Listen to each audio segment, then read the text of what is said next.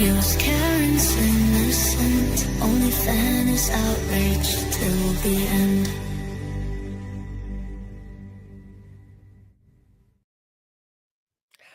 Hey, shorties. Hi, Poppy. Hi. Happy week 2. Hi. Hi. Hello. Week 2. Are we okay? I'm okay. Sorry, we started a bit late. That's just me. Who's here? Hi, Maiden. Hi, Poppy and Buster. You crazy loons. I'll get them pigsies in a minute. Hi, what the fuck? Motion to scream, what the fuck? Granted. Slimmy's eating dinner. Enjoy. Oh my goodness. Oh my goodness. Yes, guys. We haven't gotten to the pig DNA yet, but here in Camp Shorty, we have one for you. One for you. Crunching's better than panting, I always say. Hi, Princey. Nick's here. Where? Maiden, did I say hi? Hi, Maiden. Princey, motion to scream. I'm a Buffled. Hi, good to see you. Nick says, good morning, good afternoon, and good evening, everyone. Good afternoon. Well, good morning. It's 8:15 here in Melbourne. Yikes. I think I've settled it. Kathy, hi. Hi from Wyoming. She says, hi. Holly Streets. Yes. Hello. So I felt a little weirded out this week. I don't know how you felt, but that's why the poll is polling as it is. So if you haven't voted, I'll leave it open for a while. It felt kind of surreal. I felt all discombobulated with the order of the witnesses. I don't think that the defense team necessarily felt discombobulated. It just perhaps made things a little harder before today for, in particular, Alan Jackson to introduce certain things into evidence because those witnesses haven't yet testified. None of the police department, none of them are state troopers other than Garino, but doesn't count. Weirded out is a mild way to put it, says I'm a Baffled. Yeah, it was kind of throwing me. I've stayed away from the chats. Like, I haven't been in live chats. It doesn't help that I'm a couple of hours behind on watching the testimony. I'm in the future in terms of time zones, but so I've been staying away from chats and just watching and listening. I've been mostly listening and watching Andrea Burkhart. Hi, Rachel. Good to see you. Steve. Hi, NH Dude. Good to see you. EDB. I've watched a bit of Runkle, bit of Justice Serve TV, but mostly not been chatting just because, we talk about sometimes here at Camp Shorty the fact that it's can be easy, not just in this case, this trial, but in any chat, to be really swept away with stuff. And I didn't want to be swept away with panic or with, like, to be honest, anti-Bev stuff. I said a cat amongst the pigeons in the Discord, saying, you know what, Bev's kind of growing on me. Not like it's a one step forward, 3 steps back, maybe 2 steps forward, 69 steps back. But I think today, and we're not going to really talk about today or yesterday much tonight, or Wednesday much tonight, because we're going to do Monday and Tuesday recap, but there's plenty to cover there. But let me just say that you'll notice that when AJ got precision sharp, when his questioning was tight, and it was tight, when he stuck to proper impeachment procedure, Bev not only allowed him to make a few little snarky comments, just a handful, she also helped him admonish Jennifer McCabe. So I think that, I mean, don't get me wrong, there's a lot that is problematic with Auntie Bev. A lot. Not conceding any of that.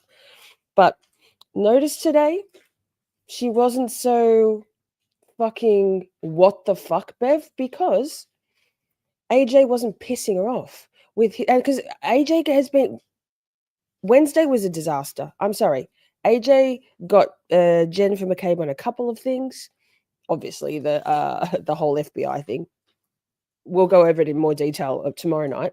But Wednesday wasn't great for AJ. It was bothering me and a lot of people that he seemed to be falling into old habits, being quite easily triggered by Jennifer McCabe. And he didn't win much. And then he came in today like 10, 10, 14, 10, would recommend. 12 stars out of 5. Wednesday was a disaster, says Colours. Hi, Colours. Yes. I don't know if it was a disaster, but it certainly wasn't what it could have been. I'm not sure whether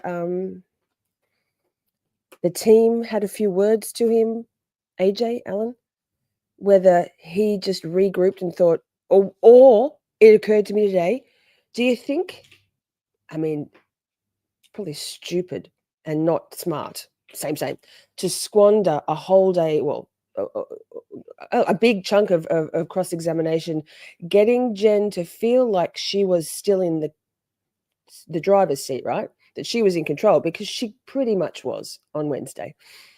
Only to come in this morning and like a slap in the face, like a dunk in an ice bath, came in cold, sharp, and unrattleable. Is that a word? Not sure.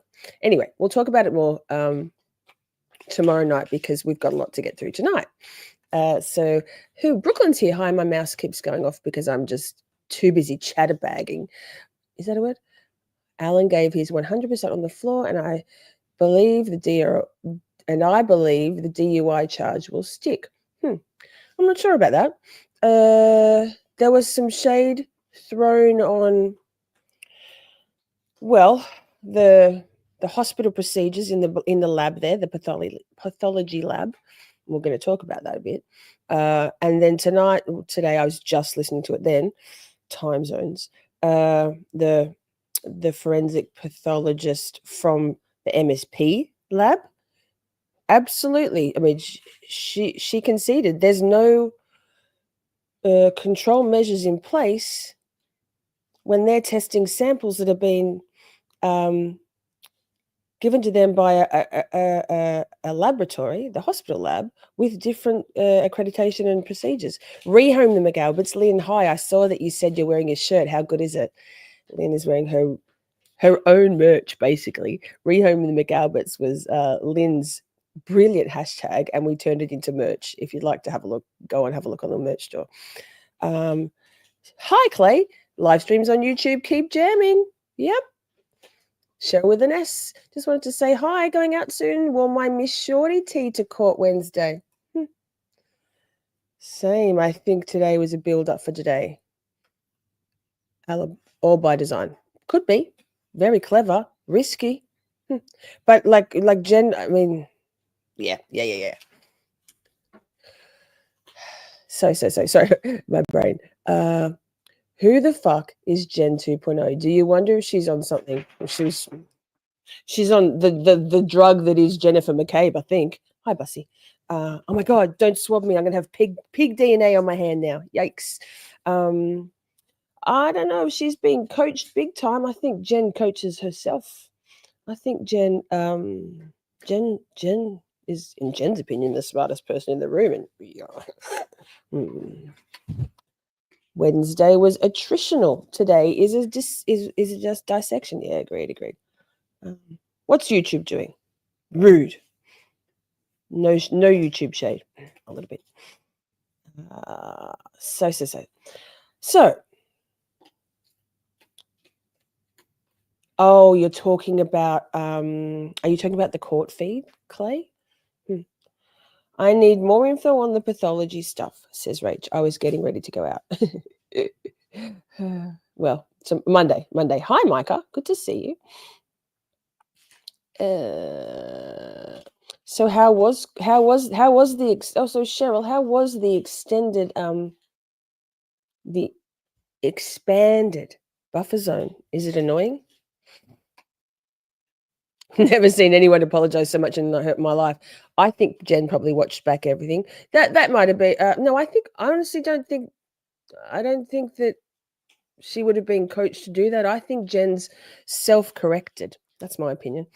But we'll talk about more, and it's going to be hard not to talk about today. I was like, should we flip? Should we do today, today, Wednesday, tonight, and then do the other stuff? But there's plenty of spicy shit. Have you forgotten Monday, chat? Now, while I think of it, replay crew, hi, guys, Poppy, not professional.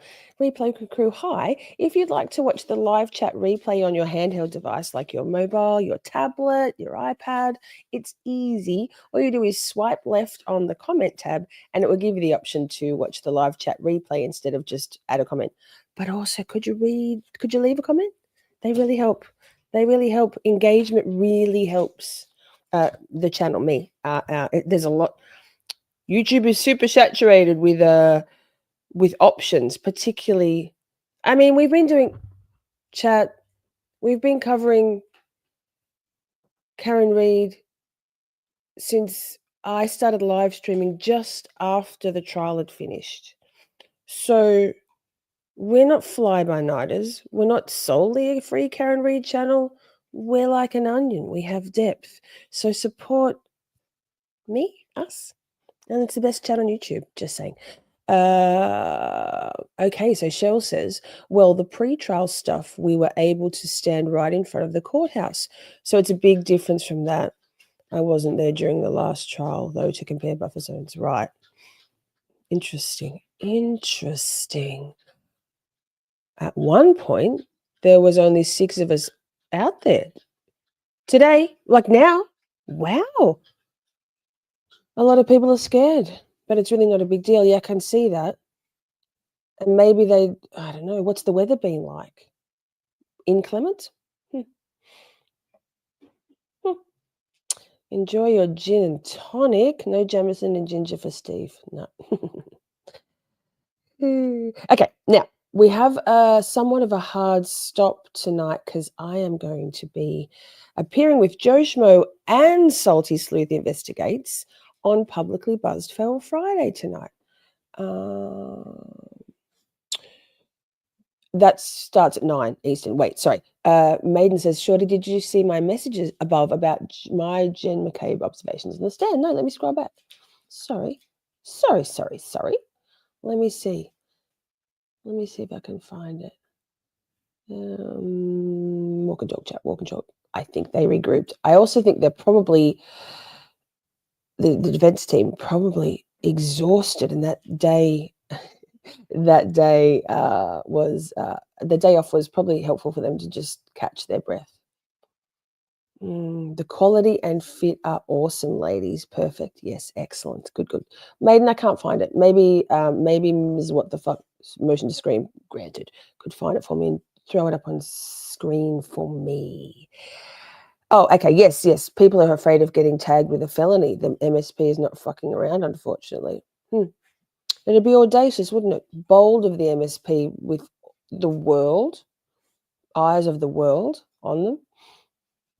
You think Jen McCabe had something on her hand on the stand? Sorry, what the fuck? I just zipped that comment. Sorry. I'm excited trying to chase the trial channel because I've noticed something about Jen on the stand that no one has mentioned. Well, the trial channel won't do any editorializing or commentary on things. She's made that really clear. She really wants to just be providing court footage edited with no commentary.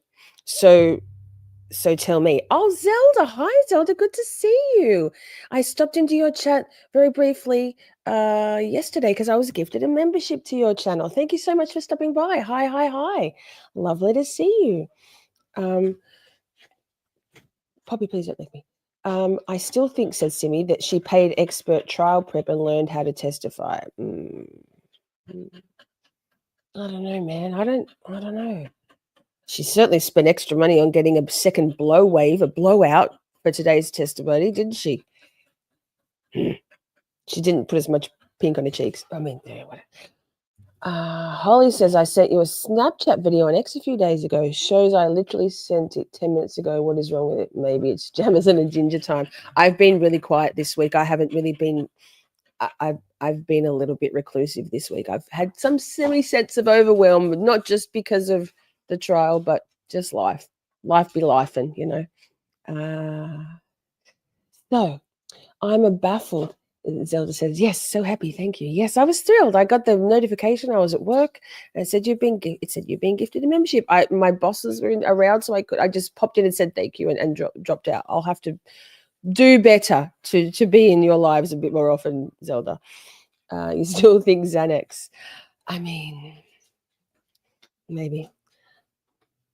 So Cheryl says it's really not that serious. This is great to have an inside scoop into what's happening in and around that buffer zone. As long as you're not wearing anything free can read and don't congregate in the buffer zone, you're fine. Bao had issues with MSP last year. That's why he was arrested. Whoa. Right. We'll write that down. Thank you, Maiden. Guys, seriously. Hi, I love you.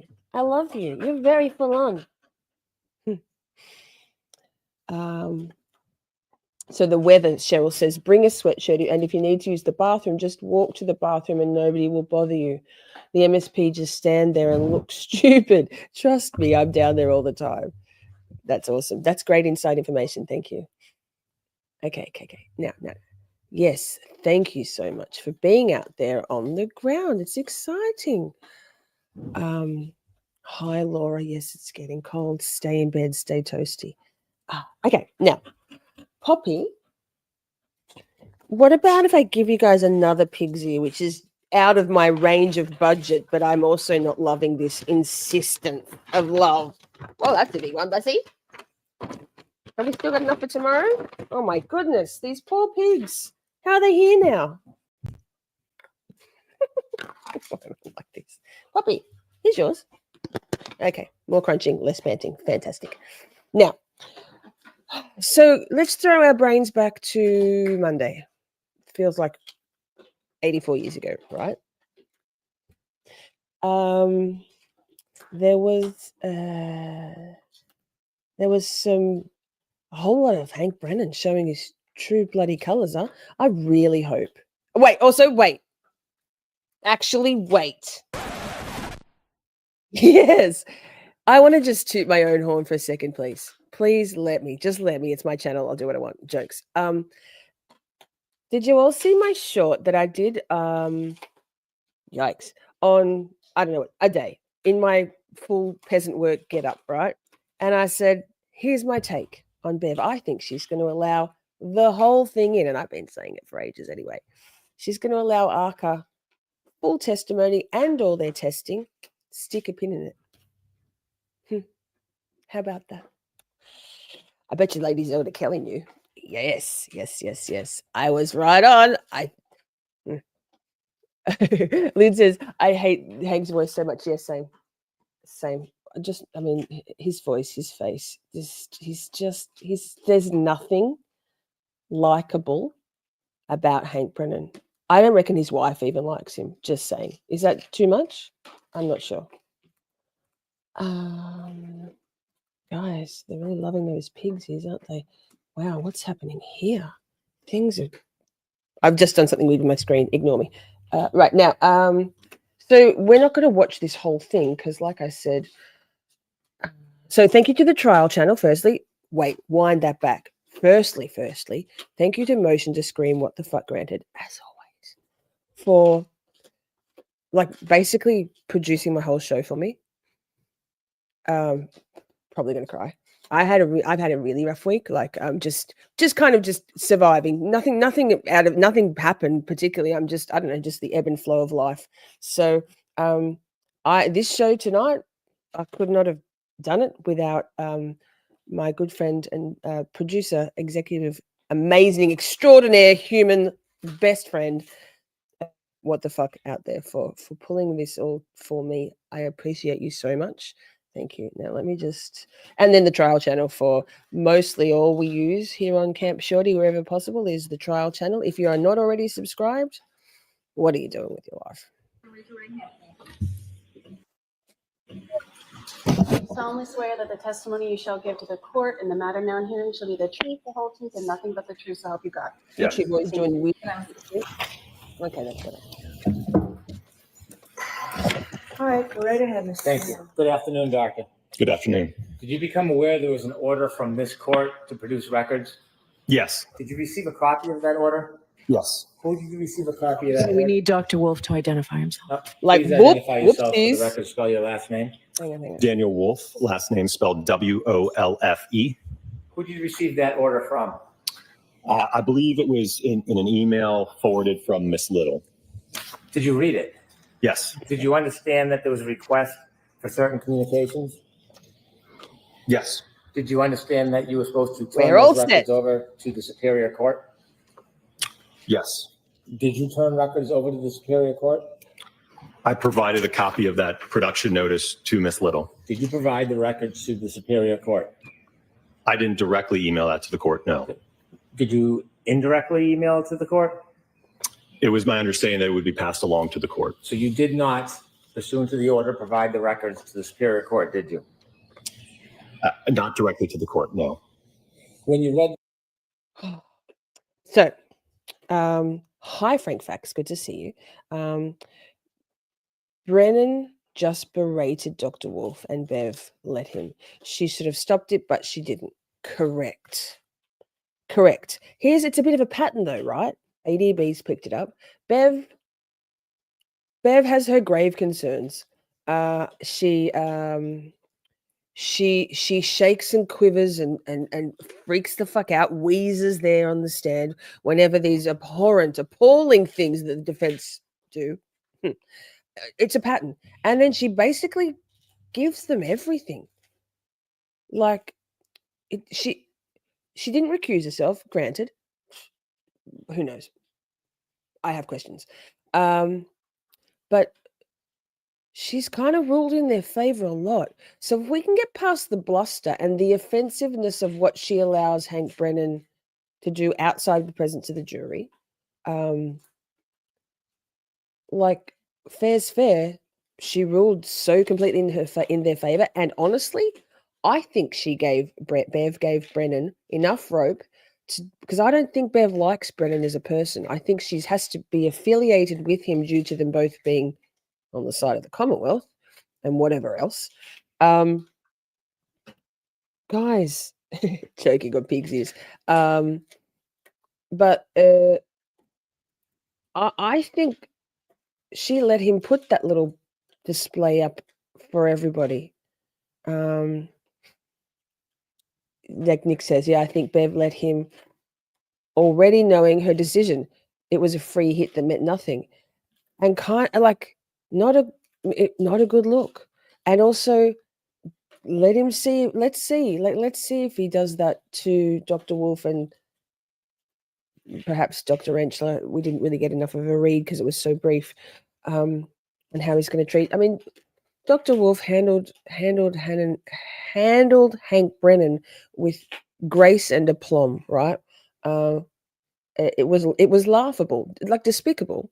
I mean, there was a lot of outrage in Justice Serve TV by Linda Kenny Barden about that treatment. It was disgusting, but Hank Brennan is a disgusting character. He's a character. So, yeah. Cullis thinks she wanted to know if the FBI was still talking to them and when, so they could try and figure it out. Yeah, maybe. The FBI can't do anything about Bev though. They can't. They have no jurisdiction over Bev. I mean, if it's corruption, maybe. But by all accounts, that investigation is wrapped up. We'll see. I'm not sure if I believe that. I'm not sure. They can reopen it at any time, right? read the order. Oh, whoa. The order was requiring you to provide, correct? Sorry, Chad. Correct. That's awful. It was requiring you to provide all text messages. Yes. Did you provide all text messages? I don't have any in my possession. Did you look for any text messages that are not in your possession? So I got to say, there were some answers here that I found bothersome in their evasiveness. I got a little bit of Jen McCabe. Sorry, Dr. Wolf. He answered carefully on some of these things. I don't have any problem with him deleting his messages. There's no jurisdiction over an independent investigative body, ARCA, people delete their texts. I delete texts. I archive people. I delete entire message threads. I clean up my message thread regularly. Like my text messages, my WhatsApp messages. It just, some people just do. I like him. Why would he? Anyway. So. Possession about this case. Speak, Dr. Wolf. Yes. Did you find any? No, sir. What did you do to look? So I went through the phone that I presently have, and as I informed Ms. Little last year, I was under T-Mobile. Oh, I don't know about that. Here's that Rachel says Dr. Wolf just smirked at Brennan. If he acts like that in front of the jury, I think it's a terrible look. I think when you've got 9 women on the jury, there's no terrible look for Dr. Wolf. And most of this stuff, most of what they're asking here won't, I mean, Hank can go there if he wants, but it's not going to win him any points with the jury. And at this point, the Commonwealth's case is a lot about points with the jury because, I mean, Jennifer McCabe just tanked it for them today, in my opinion. Was my carrier. Subsequent to that, I then switched to Verizon in, I believe it was November. So I made an effort to contact T-Mobile as well as get access to my T-Mobile account hub. Unfortunately, okay. I was unable to get access to it or get any records prior to, or at least from my T-Mobile carrier. And then I went through my Verizon records that I have from 2025. I could only go back 3 months, and I provided those records. How about emails? You didn't change email carriers, did you? No, sir. Did you provide all your emails from when you first were contacted by the defense? Yes, sir. And you provided every one of those emails to who? It would have been in the file that I put together for the production. How many emails did you find between you and the defense? I'd have to look at the order, but it was probably 6 to. Are you talking about present day or just from last year? Anytime. It was probably around a dozen or so. Strongly agree, Rachel. Strongly agree. If Brennan pulls out this bullshit with these delightful gentlemen, this and then Dr. Rentschler, big mistake. Big mistake. Who did you correspond with by email on the defense? Again, can you specify a time frame? At any time. Who did you correspond with by email on the defense? It would have been Mr. Jackson. Miss Little might have been on one of those emails. There might have been a couple other members. I don't remember off the top of my head. Well, how about Ms. Reed? I don't believe she was on any of those emails. You've never emailed or been on a correspondence with her by email? No, sir. And how about Mr. Yannetti? He may have been on one of the emails. I don't know as I sit here today. You communicate. Wait, so Maiden, you're sorry, Dr. Wolf. There's no such thing as a dirty pause with this witness. Just saying. You think that Jennifer McCabe had an earpiece? No, was that? Wait, yes, that was Margaret. And then Maiden says, I swear she had it today too. Something in her hand. You know what I found hilarious about Jennifer McCabe today? That big ass crucifix necklace. If that's not a last ditch attempt to get credibility, I don't know what is. I don't think, honestly, Jennifer McCabe is, in her mind and in all of this, the puppet master. She doesn't need anyone feeding her anything. She was thinking on the fly and she was sinking on the fly. So, hi, Buster, big boy. That she might have had a fidget toy. Perhaps she might have had something in her hand to stop her from losing her shit. Perhaps she had a little something in her pocket, like it's alleged that Furrow's Nuttall had in his pocket. Did we see that clip? I don't know where I saw it. I think on the X, on the Twitters. Something he did a little sneak. He did a whole Amber Heard on the stand, it seems. Communicated by phone with the defense, didn't you? Allegedly. Yes. And that began as far back as March 2024? After our report was issued, yes, in March. Back in March of 2024, you spoke on the phone to Mr. Jackson? Yes, sir. A number of times? Yes, sir. And as you spoke, you began to become familiar with him and his role in this case, didn't you? We corresponded about, again, our expected testimony here at trial, yes. I'll ask it again. Did you become familiar with him and his role in this case when you spoke to him? I understood him to be the defense attorney on the case, yes. Did you speak to Ms. Little by phone? I don't believe so, no. Chat, what did y'all think when, I don't know, we'll get to it because I'm going to skip through these spots because there's just anywhere we stop, we're going to get Hank Brennan being a dick. When Dr. Wolf referred to Alan Jackson as Alan, I was like, ooh, and I knew that Brennan would jump on it. What do you guys think? Like, I don't actually have a problem with it. It was a bit different to Juliana Bagel calling Lally Lally, but yeah. Yes, Leximi says, yes, it's her script. She's had a year to rewatch it and memorize it. Yep. No biggie. Okay. Did you speak to anybody? Hold on 1 second, please. Alan Jackson also called a lot of sidebars, and he won them. He won almost every single sidebar argument that they had. I think Bev was not bad today. If we can set aside our deeply entrenched, our grave concerns about Bev, today was a good day for Bev too. Like, she judged like she should have judged today, in my opinion, and actually in like Andrea Burkhardt's opinion. And I haven't watched Emily D. Baker yet because time zones. Thank you. Did you speak? Pardon me. Did you speak to anybody? I'm just going to slide through and find a new spot because, as I just said, anywhere will be vile. We'll get through this and then we'll watch big Alessi energy because love me some Alessi. And by the way, when you put together your phone records and text messages that you sent to the court in response to the court order, did you have actual records? What do you mean in terms of actual records? Well, I see like a summary chart that was developed. Who developed that summary chart? So that was, again, as I mentioned earlier, I was unfortunately unable to pull anything from T-Mobile. I just could not get access. Then what I did is I logged into my Wait, no, I think Ian Whiffen, we'll get to it perhaps. Ian Whiffen, when Hank Brennan said, and what would you call me? Oh no, that was this witness, wasn't it? Fuck. No, wasn't it? I can't remember now. It's just all blurring into one. Hank Brennan. It was hilarious. Maybe it was this guy. personal Verizon phone records, and I was able to go back for 3 months. I couldn't get back to December, but sorry. And then I downloaded the spreadsheets and I extracted those rows and provided that. Did you provide the actual records or just the spreadsheet? Well, I provided the spreadsheet, which was pulled from the records. I would have had to redact a lot of phone numbers if I was to put in the full extraction, if you will. So you didn't provide the full extraction? I provided the full extraction as it relates to all of the contact between myself and Mr. Jackson and Miss Little. Did you ever delete texts? From last year? Yes. Yes. After you had text? He called Trooper Garino Nick. Lol. That was hilarious. AJ asked, okay, there we go. AJ asked Ian who he talked to, and he said Hank. Right. I think, I can't remember. I listened to it. I was at work, so there's shit going on in my earballs and my brain all the time. Text messages with the defense. Did you delete those texts?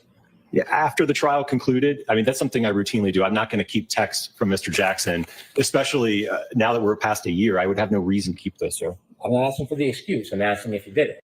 He's so adorable. Isn't he? Smart and pretty. Look at him. Everything about him. Love you, Dr. Wolf. No wonder. And the other thing, Bev was always going to allow Dr. Wolf in because she's got a mad thing for Dr. Wolf, right? No, you can't make judicial decisions on that. Bev was always going to allow ARCA in its totality. Did you delete texts? Again, it's something that I typically do. I communicate with attorneys all the time, whether it's for trial or inspections. I don't have a habit of keeping a text chain about scheduling or meeting or, hey, can we meet at this time or show up here? I just don't have a habit of keeping that type of text. So he's not my friend, sir. So you didn't delete texts? I think I just told you that, yes, I did delete the text. Oh, you didn't tell me, but you just did now. Thank you. So next question, no. How good are Alessi's outraged objections? He's like, objection, Your Honor, like objection. Well, the jury's not there, so hi, Buster. So Hank Brennan can do what he likes, apparently, winning himself no favor from the world, though. I can't. Is there any? I don't know. I don't ever go on Twitter. Are the antis loving Brennan? I guess they probably are, aren't they? No comments, Mr. Brennan. How many texts did you delete in communications with the defense? I don't know the number, sir. You don't know the number? Hi, Butterfly. Good to see you. I don't have the text. So you're asking me over a year ago almost about text messages. I don't recall how many there were. All right. Was there 10, 100, 1,000? How many were there? Of ones that I sent? No, not just what you sent. Either way, back and forth. Probably, I don't know, maybe around 100 or so.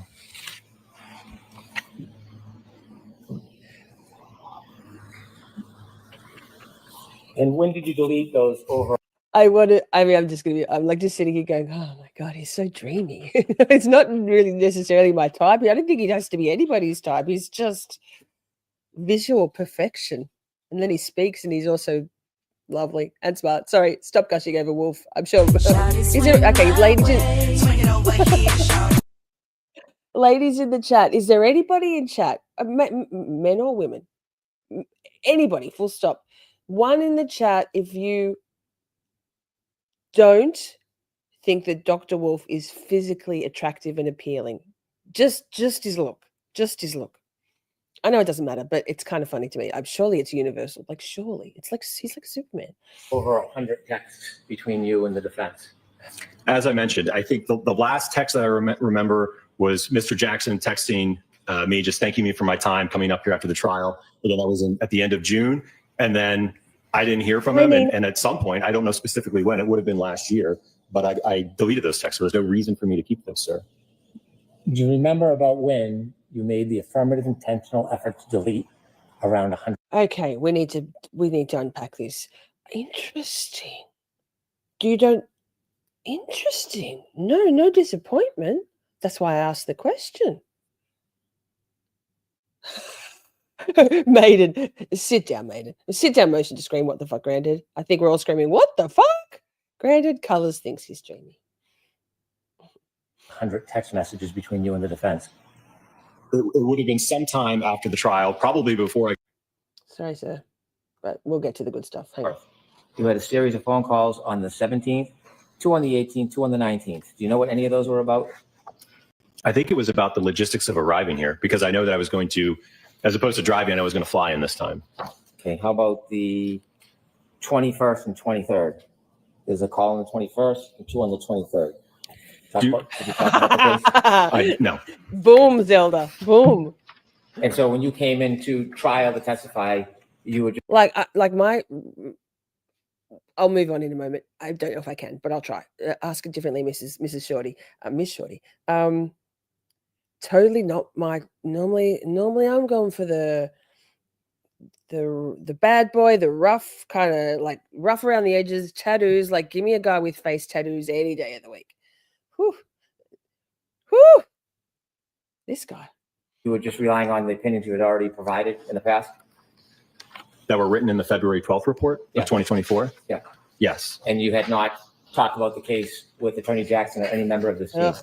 No, it was all in the report, and that's ultimately what I testified exactly to at the time of trial in the voir dire, sir. And you did not talk to Attorney Jackson or anybody else about the case? No, sir. May I approach? Yes. Showing you an email. Do you recognize that? Yes. From you to who? To Mr. Jackson. And what's it labeled as? So I guess this is the moment where everybody's got this conspiracy that Hank Brennan looks at Bev and no, is it this moment? It's one of these moments where he approaches. There's a few. And Bev, he looks up at Bev and shakes his head and she puts her glasses back on and looks down. When I saw that first, I was like, holy shit, what the fuck? I think our Steph sent me a link to a channel that had highlighted it. I was like, yeah, that's not good. And then, was it EDB? I'm not sure. Said, no, I don't see that as that. I think it was Hank Brennan being performative and like shaking his head at whatever he was showing Dr. Wolf. And then Bev being like, not interested with your dramatics and just putting her glasses on and looking away. But that's that. Wolf Direct. And that's before you testified on trial 24. It's at 6 p.m. the night before I testified, yes. Before you testified. Yes. Let me show you this document. Do you recognize that one? Yes. What's that? That is the attachment to the email. You recognize reading that? This bit. Yes. Do you recognize This bit. the case before you testified on June 24, 2024? I never discussed this with him. This is something that I sent to him, that I did on my own, and that I sent to him. But he never asked this of me, and we never discussed it. So you sent him what you thought would be the best questions and answers that he would ask you to testify. So this is something I routinely do when I work with attorneys. Okay, I prepare this on my own to prep myself. Well, maybe. Let's go back. Did you see that? Watch it very closely. I never Because if you watch Bev's facials, she's not looking at Dr. Wolf. She's looking at Hank Brennan. Right? And she's watching with a just look at her head position, and then never discussed this with him. This is something that I sent to him, that I did on my own, and that I sent to him. But he never asked this of me, and we never discussed it. So you sent him what you thought would be the best questions and answers that he would ask you to testify. So this is something I routinely do when I work with attorneys. Okay, I prepare this on my own to prep myself and prepare for trial. About that, Mr. Brennan. There's an email with a document sorry, my mouse just decided to not work for a second. It goes into sleep mode. Yeah, that is sus. Okay, but going back to the sus, it's sus as fuck. There's definitely something there. Didn't make any difference, but there looks like there's some collusion there, right? He shook his head no, but that he actually looks up. He's not shaking his head down at what he's showing Dr. Wolf. He's not shaking his head at Dr. Wolf. He raises his head, raises his eyes. We'll go and look at it one more time. And looks at Bev, and she's watching Hank, not Dr. Wolf, because there's no dreamy look on her face. And she looks at Dr. Wolf with a dreamy expression when she's gazing at him off in dreamland. One more time. Oh my God. Come on now. Come on now, J button. Here we go. I'm going to go back so we can watch. Just keep watching. Watch Bev. I never discussed this with him. This is something that I sent to him, that I did on my own, and that I sent to him. But he never asked this of me, and we never discussed it. So you sent him what you thought would be the best questions and answers that he would ask you to testify. So this is something I routinely do when I work with attorneys. Okay, I prepare this on my own to prep myself and prepare for trial. Holly, that was our sound bite. That was motion to screen what the fuck granted played our little where is it? Let me see. What do you say? Sorry. Go. You go. What the That, fuck Mr. you go? Brennan. Play it again. What do you say about that, Mr. Brennan? Okay. So yes. I hate that man. I truly hate him.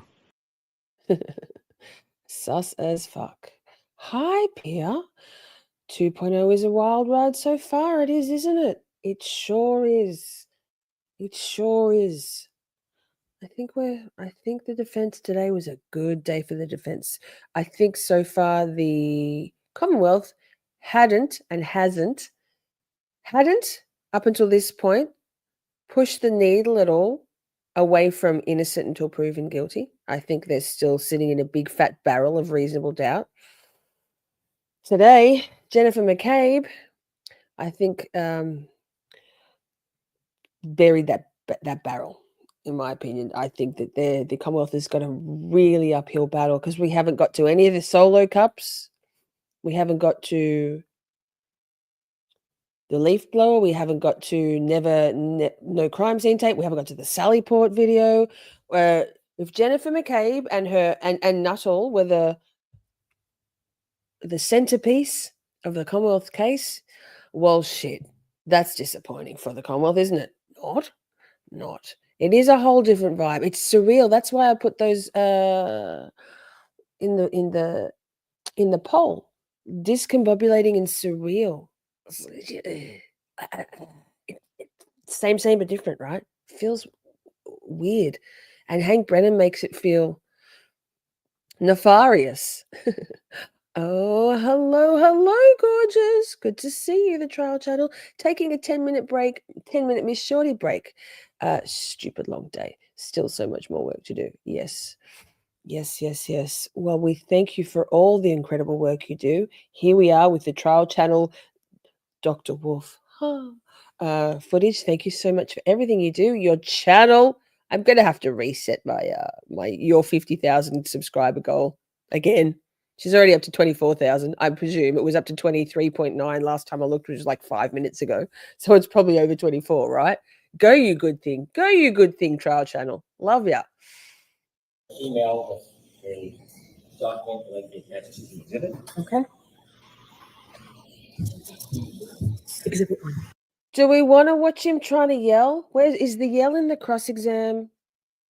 Sorry, wait. Obviously not, Alessi. Is it in the redirect? Was there a redirect? Can't remember. Let me see. Press play and live. Right. Need to show the jury. Yeah. That's what I was trying to make sure that that point was understood to the jury. In your collaboration with the defense, that's not all you wrote, is Okay. it? You deal with what the Commonwealth Strap in. weren't you? It was more or less to make sure the jury had an understanding that because I didn't physically inspect the vehicle, it did not matter for my analysis, sir. I wanted to make sure the jury understood that. Don't hide behind the jury. I'm talking about your communications with the defense. I'm asking you specifically about your conversations with the defense. That's 2 questions. Ask 1 question. You wrote, I have a feeling they are going to argue I didn't personally inspect the vehicles. That's what you wrote, correct? Objection, Your Honor. The tone of the argumentation. Did you write that? Yes. Right. And when you said they, you're referring to the opposition, the Commonwealth, correct? Correct. Right. And you offer an explanation or a way to deal with what the Commonwealth may confront you with, don't you? You make a suggestion to help the defense, don't you? Again, it was to help the jury understand that because I did not physically inspect the vehicle, it did not matter for my analysis. That was the point I was trying to make. I had enough information from the material. Oh, he just put his head down. He's like, oh, I'm just going to test my angelic status. Oh my God. And my fringe. I couldn't pull my hair back today because zit on my forehead with stress. So I'm like, well, I have an ugly fringe or I have an ugly forehead. I went with a fringe. Make better choices. Sorry, trigger warning. Brennan's yelling at beloved Dr. Wolf. I reviewed, so it wasn't necessary. Need to show the jury, it doesn't matter in this case. That's what you wrote. Right. Need to show the jury. Yeah. That's what I was trying to make sure that that point was understood to the jury. In your collaboration with the defense, that's not all you wrote, is it? You gave them discretion about things that you should or shouldn't say in front of that jury who you say you want to hear everything. Didn't you? There were other comments, yes. If you want the jury to hear everything, you wouldn't be relying on the defense to tell you what to say and not say, would you? I don't know if I understand the question. Okay, you'll understand if I read this. Number 19. Would it be fair to say that because you do a lot of nighttime visibility work, your cases frequently involve pedestrians? You remember that one? Yes. And then you wrote back, yes, unfortunately, there is a direct correlation between the time of day and pedestrian fatalities. You remember that? Yes. Statistically speaking, most pedestrian fatalities occur during the evening and night hours. You remember that? Yes, sir. So my specialty in the area of lighting and human factors results in a lot of my cases involving pedestrians. Yes? Yes. And then He's taking a drink of water there. I swear to God, he's taking a drink of water there to go, oh, my, this fucking dude, like this fucking little rat man, snake man. you defer to the defense, not the jury, trying to give the full story to the jury. You defer to the defense in exercising discretion on what you will or will not say to the jury back then. Well, allow me to explain, if you will. I'm asking you a question. Well, let me explain. No, I'm asking you, did you Answer defer? answer the question first. Did you defer to the defense on what information they wanted you to my put in front of goodness. that last jury or not? I didn't defer to them, but the reason for that comment is a few reasons, sir. Let me read it and then you can give any explanation you want. Hold on. Hold on. Thank you, Bev. We just need to take a break because there's a lot of yelling there. Princey says Fiji is awesome water. Yes, good. Motion to scream, what the fuck granted is screaming cunt. Yes, same. And then Pia, off topic, but very, very important news. I'm so happy for you. I mean, shitty, but off topic, but the defendant in my son's case is in jail, leaving the scene of an accident. He will have a bail revocation hearing on the 16th and is in jail until then. Well, that's good. If you're not aware, Pia lost her son to some fucking idiot who there's been a whole lot of pushing back from or not doing anything right. Pia will be better off giving some details to chat, but big love for you, Pia. I know it's been a very stressful and grief-filled time. these last couple of years. So that's something. That's something. I'm sorry that it has to be something, but right. Hold on. Next question, Mr. Brennan, You and said- then you answer, Dr. Wolf. You said, if you don't want me to say this, that's fine. Are those your words? Yes. Allow me to explain. Because for one, I want the jury to have an understanding, again, the jury to have an understanding of my background in lighting and human factors and how it relates. So EDB was saying when this was going on, she was going, experts do this all the time because experts don't want to get up, like they're an expert for an expert, right? For a reason. They're an expert for a reason, right? The attorney, I mean, this is why, Liza Little often takes the medical folk, although Nettie did the forensic pathologist from the MSP laboratory. So an attorney can't be expected to know all the right questions to ask to elicit at all. Like nothing worse than for any expert to get on the stand and have the attorney be bumbling around with absolutely no knowledge of their specialty. This is not excuse me. Excuse me, getting excited. This, it's just that Hank Brennan makes it sound so nefarious, and it's not. It's commonplace. But also sequestration of witnesses, of expert witnesses is not commonplace. Massachusetts is upside down world for sure. Relates to me seeing a lot of pedestrian impacts, right? So I want them to have that understanding. At the same time, I don't want them to get caught up in a statistic that just because there's more pedestrian impacts at night, that this alleged incident must have occurred because of that statistic. Oh my goodness. Oh my God, you say laboratory. What do you want me to say? Laboratory? Laboratory. Yes, 100%. Macrame Schmelian. That. But all of it. It's been a minute. Oh, hi Jay. They're just teasing me a little bit, but that's fine. I love it. Oh, thanks. I guess that's a compliment. Yikes. Hi, Shelley. Good to see you. Shelley, can you give us can you please give me a distinct 20-minute warning before publicly buzzed Feral Friday, because I can't be late to a very important date. That. Now, Pierce says now he wants to go to trial. Bring it. Fuck yes. We will be here with you and for you as that proceeds. Pierre, get him. Right. Okay. I don't think we want to watch. Do we want to watch any more of the yelling? I mean, we watched it. Let's get us some Alessi. Before I move completely on, I haven't had a minute to do it yet. Very good choice of words by me. Not intentional, Sarah Boone. You know this. I have 2 words. Do it. Do it. I'd love that. We know that, right?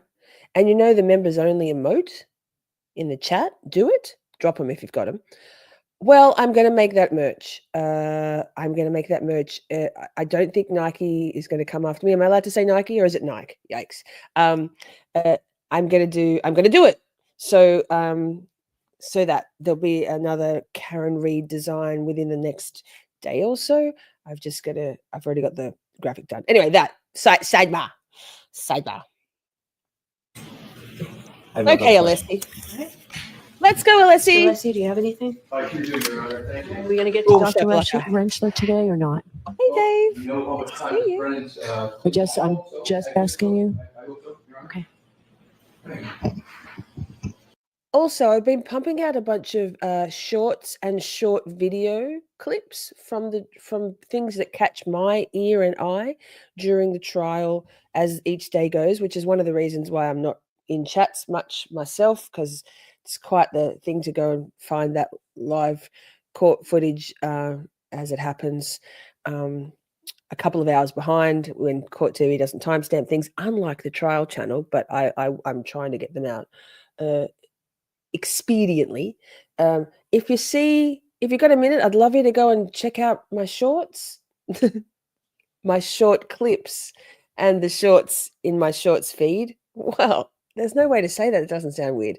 And give them a like, comment if you can. I think there's a weird thing with some people can't comment on my shorts on their phone, but it can be done on a laptop. It helps. We do get some subscribers from those things, and engagement helps with that. So, Mr. Alessi, you have the floor. May I approach the witness? Yes. You absolutely can, sir.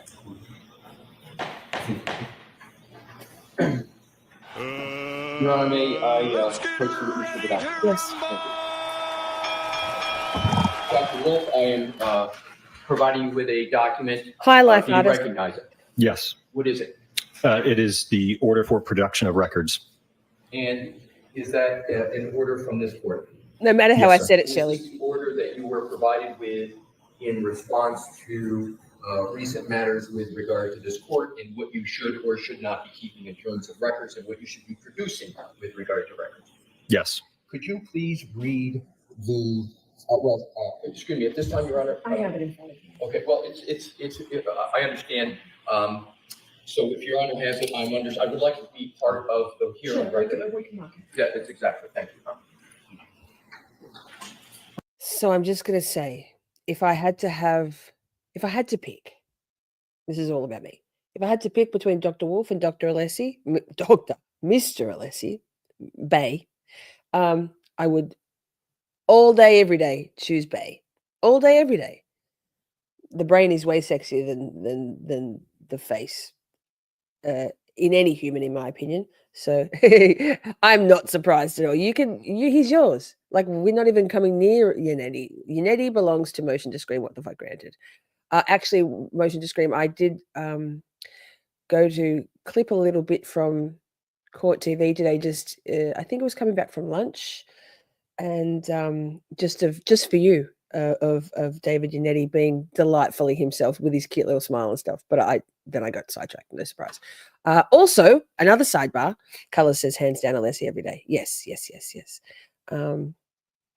Alessi has a totally different way of speaking from Brennan. I mean, Alessi is so much more intelligent and learned than Brennan. It's clear.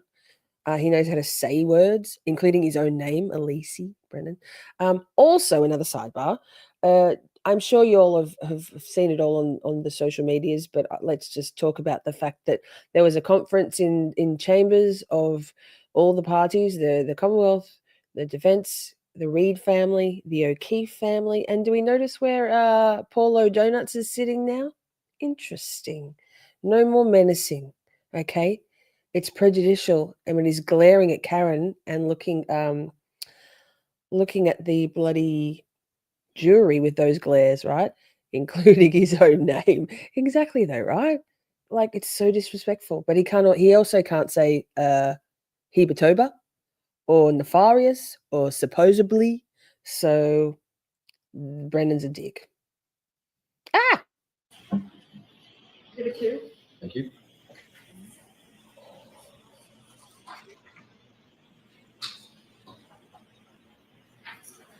I offered it into evidence, Your Honor. Okay. You can do whatever you like, And Alessi. allow the witness to have that. Yes. Thank you. Dr. Wolf, I realize that the court has a copy of this, but I'd like you to please read the first sentence in the indentation at the top after following. Okay. All records within ARCA's or its owners, partners, employees, or representatives' possession, custody, or control in whatever format kept that reflect or in any way relate to work performed or contemplated and related in any way to billing, payment, compensation, and or reimbursement of any kind in connection with Commonwealth versus Karen Reid. Did you, and to the best of your knowledge, everyone associated with ARCA comply completely with this order with regard to the records that are requested in it? Yes, everything I had in my possession and that ARCA had in our possession, we produced. Thanks, Cheryl. Hi, doggo. What I'd like to do is to Okay, I'm going to, I'd forgotten to pull up one particular timestamp, one particular video that Motion to Screen What the Fuck Granted sent me. And it's kind of jumping all over the place, but hi, welcome to my brain. Now, You know how fucking Brennan was going on and on and on about him using Signal, him being Dr. Wolf, and how outrageous it was. Well, let's just get a little bit of Andrea Burkhardt into our brains. I just went a tiny bit too far. Thank you. I'm so proud of you, What the Fuck, for working out how to send timestamped clips. Legend. Less work for you too, having to transcribe, write down those timestamps. You're a legend. Lord, it's pathetic. Maybe it could be that simple. I think it's smart, honestly, for a lawyer to communicate using Signal. We see over and over again. One of the challenges that lawyers have with their communications always is dealing with people in jail, because that gets recorded a lot of the time. They're supposed to have ways to be able to sort out the attorney's phone and not record that, but they may or may not work. There have been situations, I've told stories before about how we're supposed to have that kind of system in Washington where your number's fed in, they exempt you from being recorded, but we find out they are still recording anyway, and some lawyer has his conversations with the defendant listened to, and Ian Runkle, sorry, Andrea. ends up Ian Runkle had the same opinion about this. He said, I think it's smart. I'm not going to hand my phone over to any law enforcement. I'm certainly not going to give my password. I think he was more talking about password, having a very complicated password, but same. On, like, I don't want anybody having access to my communications. I mean, it seems perhaps that that even in Karen Reid's case, that, I mean, we all suspect that Proctor and Bukaki and I guess Guarino actually did have Karen's passcode and did get into her phone. And then Andrea, it was today, I think, someone was speculating that, and this is relevant, we'll go to that. So Andrea thinks it's smart, right? Today, Andrea was speculating, I think someone in chat suggested to Andrea that, sorry, I'm just trying to get my stupid mouse to be behaving, that the whole, we made a canon, it was awesome. Like, why would they have even made a canon? If not that in some sort of protected, that's not the word, the privilege, protected communications between attorney and client, right? If the feds or those law enforcement folk came across Karen telling David Yannetti that she thought that maybe John did throw his glass at her as she drove away, speculating, but they can't elaborate on that because they're not allowed to know that stuff. The team hasn't, the law enforcement are not allowed to know that. Why would ARCA have made a cannon? Interesting. And it's not a potato cannon either, Hank Brennan. Sheesh. So food for thought. I wonder whether there was some conversation or speculation between Karen and Misty Yannetti that could have happened in those very early days, and that the feds found that out when they were pulling records as part of their investigation, and that's why they asked ARCA to make that kind of experiment however they could, and hence we made a canon. It was awesome to do.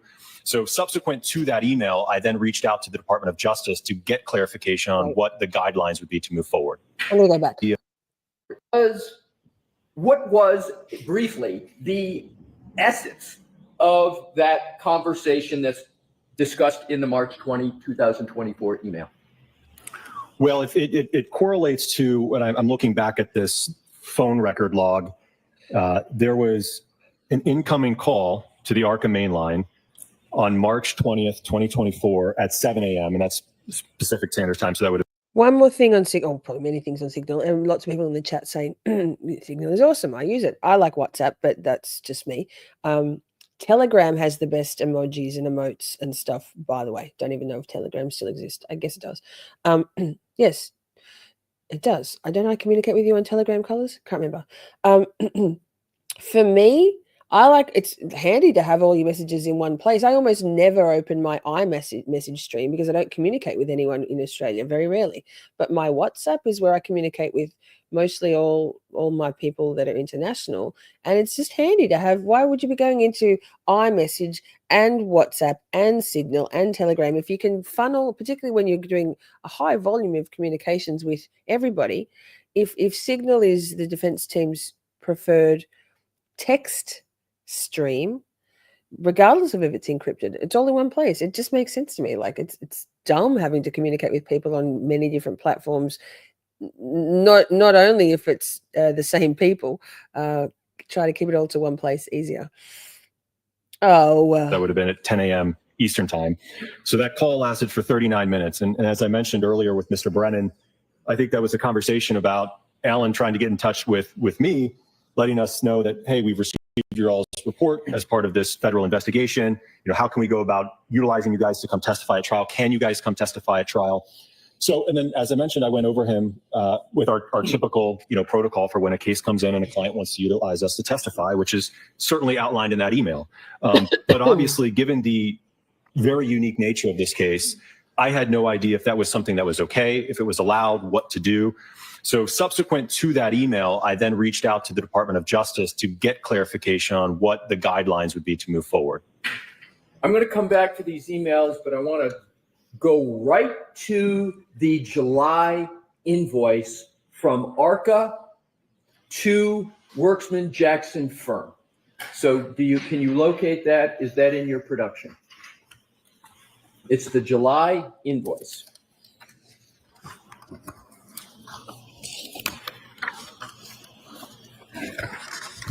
Yes.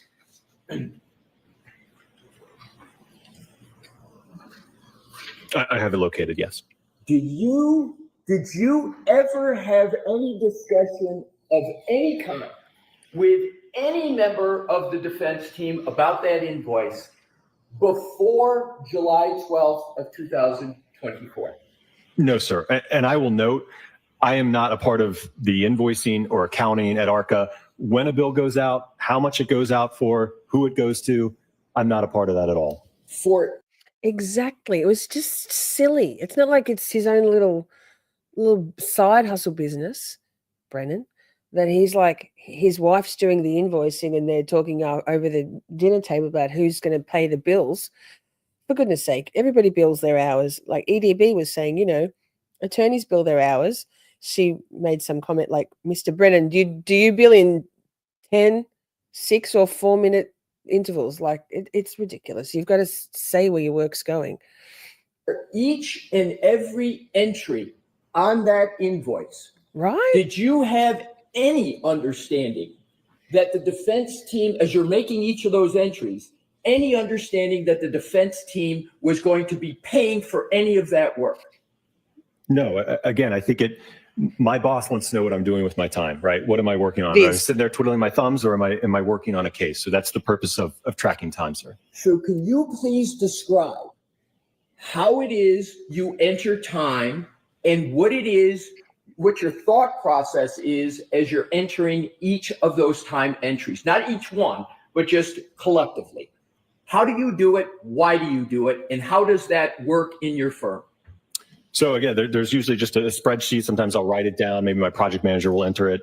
But ultimately, I keep track. If I've got an 8-9 hour day, right? I'm working on multiple cases that day, right? So I figure out, all right, did I have a telephone call? Did I work on a report for this long, right? So I keep track of my time in a spreadsheet so that ultimately, again, my boss and the accounting department knows what was Dr. Wolf doing on this day, this month.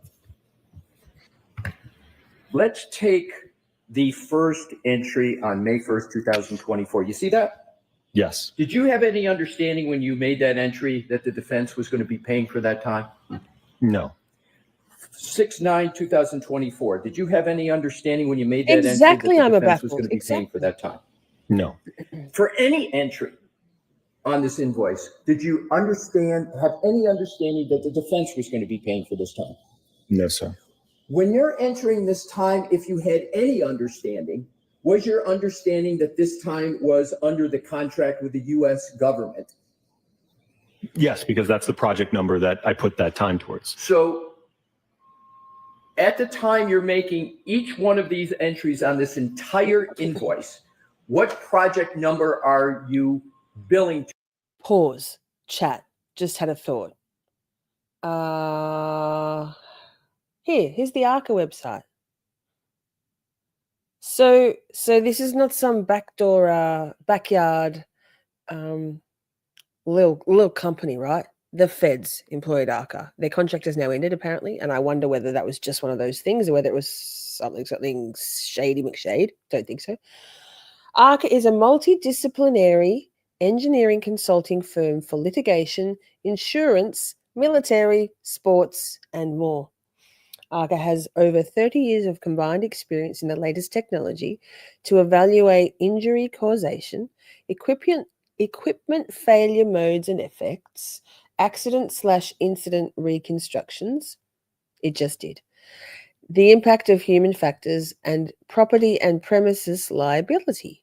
We can help with all phases of your project or case, from initial investigation and evidence preservation to design, testing, expert reports, depositions, exhibit preparation, and trial testimony. They have here, let me see, scrolling, forensic engineering and expert witness consulting.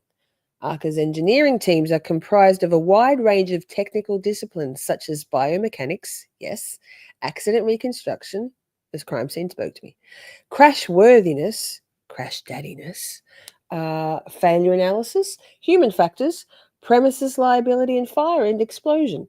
Our expert used cutting-edge technology, we made a cannon, and software during their investigations and research. This enables them to identify and analyze with a Z, the facts of a case or claim in an expedited and cost-effective manner. All of this combined allows our experts to prepare comprehensive reports of their final findings. Sports biomechanics and human performance. Our biomechanical engineers have considerable experience in analyzing the cause of injuries, Dr. Enchler, as well as their prevention. They work with professional sports teams and manufacturers to research, test, and design athletic equipment to improve player safety and protection from injury. Research, development, testing, and evaluation. ARCA's wide range of expertise and on-site testing facilities enable us to conduct our clients' needs in-house. Our engineers have the opportunity to perform hands-on testing themselves. Again, we made a cannon. This approach allows our engineers to be involved with their testing from start to finish, resulting in effective final findings. Hi, Smarter Hari. Excuse me. Case studies. View all case studies. Our experts. Here we go. View our experts. Yes, please. Let's have a look. Oh, so wait. We've got Brendan Morse, Karen Urban Sick, Timothy. Oh, here we go. I'm going to do a Steve from Publicly Buzz now and not be able to pronounce any of them. But when can I ever? Hi, Candy. Good to see you. Timothy Tredarius. Yeah, that. Peter Chen. Why am I doing this to myself? Vasiliki Kafala. Braden Byrne. Zachary Bell. Bull. Daniel Wolf. There he is. Senior forensic scientist. Yes. Adam Sire, senior biomechanist,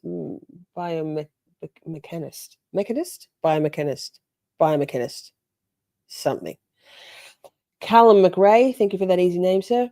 Timothy P. Riley, Andrew Rentschler. Oh, that's a nice photo. You probably can't see it. It's not that big. Let me clear. It's not that big. That's what she said. Gorgeous. Email Andrew. Jokes, not. There. So Mr. Brennan, there's even a blog. Cute. How about that? So I guess they're kind of legit, right? Mr. Brennan, you bloody idiot. To, and which one do you have in mind at that time? I don't recall it off the top of my head. I know it was the project number for the Department of Justice case, though. Yeah, I'm sorry, I wasn't asking about the specific number, Right. but the ultimate client, when you're making each of these entries, who is it? It's the Department of Justice. Is it the defense in this case? No, sir. Did you ever have any discussion at all with any member of the defense team that this invoice was going to be sent to the defense? No.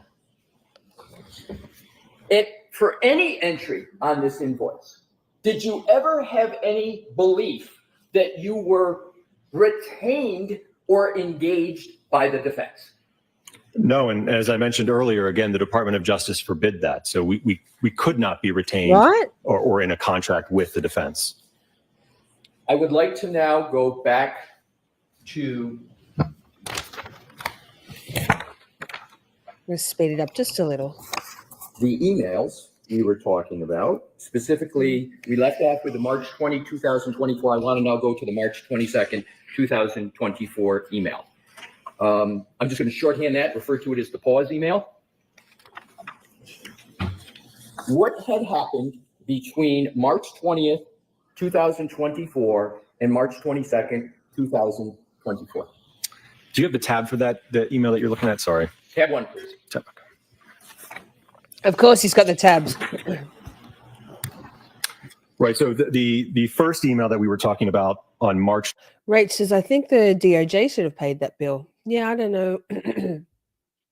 I think the DOJ wasn't. I understand that somebody had to pay for their time and their testimony time, not pay for their testimony, just their billable hours. Right? They were there doing work, so ARCA has to bill someone. It's not like magical mystery money. It's not like tail light fairy shit, right? But I took Alan Jackson as being truthful when he expressed whenever it was a couple of when this came to light back in, was it March?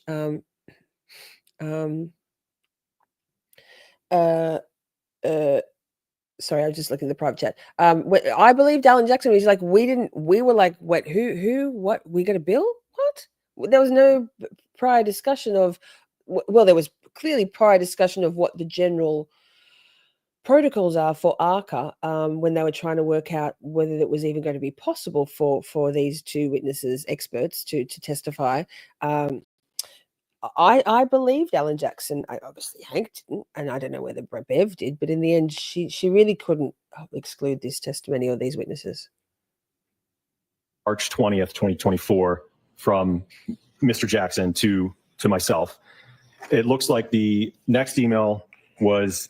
So, Holly, you're saying that they paid over half, the DOJ paid over $500,000 to ARCA to conduct to do the work they did, right? Just for that investigation, as in for the entirety of that particular investigation by the DOJ. Interesting. So, you're all going to get hooked up on Signal, I see. Why not? I think Signal will do well from this. From me to Mr. Jackson, 2 days later, March 22nd, 2024 at 6 a.m., I sent an email saying, "Hi, Alan. Subsequent to our conversation on Wednesday, the U.S. District Attorney's Office has asked that we pause on any further conversation until we receive additional information from their office regarding our involvement moving forward. I will provide you an update when I have it." So what it sounds like, and from what on that note, motion to screen what the fuck granted says, Hanky is trying to make it so complicated, but it really is so simple. And again, Andrea Burkhart said, oh my God, or was it EDB? It all just blends into one. It was Andrea. If If you don't have the facts, pound the law. If you don't have the law or the facts, pound the table. And that's what Hank was doing. He knew that they couldn't. He knew. He was just all hot air, bluster. The 25K or whatever was only travel and hotels. That was in pre-trial. Dave's channel says, I believe today was the first day we heard Colin's name in 2.0. We haven't heard it once yet, have we? Have we? Not once. It's so weird knowing what we know. And Colin is your focus, 100%. What about, okay. I mean, we'll talk about this tomorrow night, but sidebar. What about Jen has said, 2 or maybe even 3 times in her 2 days on the stand, what happened inside the house was completely different to what happened outside on the lawn, and there was no connection. Why is she going to great pains to stress that? Hi, Britt. Good to see you. Dave said he heard it with Tommy today. I don't think they have mentioned Colin yet. I don't think they're going to. I don't know about that. Wasn't Alan Jackson said it? There we go. Okay. I was under the impression that they weren't allowed to mention Colin. Seems like Jen knows more than she's saying again. Yeah. Rachel says, Hank spent way too much time saying he didn't care if Arca testified. He cares a lot. Absolutely. Methinks the hanky doth protest too much. No, the hanky doth protest too much, methinks. That's how the quote goes. From what I recall is that between March 20th, 2024 and March 22nd, 2024, I had reached out to the U.S. Department of Justice and the U.S. Attorney's Office to get clarification on, again, moving forward with potentially testifying in the case. And what did the United States Department of Justice tell you? They said to wait basically until they internally figured it out. Well, exactly. So yes, we're going to do the Jennifer McCabe stuff tomorrow night because that was on Wednesday and Friday today. So we're just doing Hanky and Arca and a bit of Whiffen and stuff tonight. So what was your conclusion from that conversation as to whether you could do any work on this case at that point? At that point, I didn't even know if we were going to be allowed to testify. I know that from my conversation with the Department of Justice, I knew that there was a great deal of confusion on their end on whether or not, as expert witnesses involved in a federal investigation, if we would be even allowed to testify in the state matter. So their legal teams were trying to, I think, figure out what the road forward looked like. And the thing with Colin being mentioned is it doesn't really push the needle at all. God, I've said that a lot tonight. On the fact that there was no collision. There was no collision. Like there wasn't. If the rest is extraneous, the stuff. I mean, the Commonwealth is putting on an Ipsy Dixit case, right? Using Karen's words against her, albeit manufactured words because she didn't actually say them. But whatever. Same Commonwealth. So long as the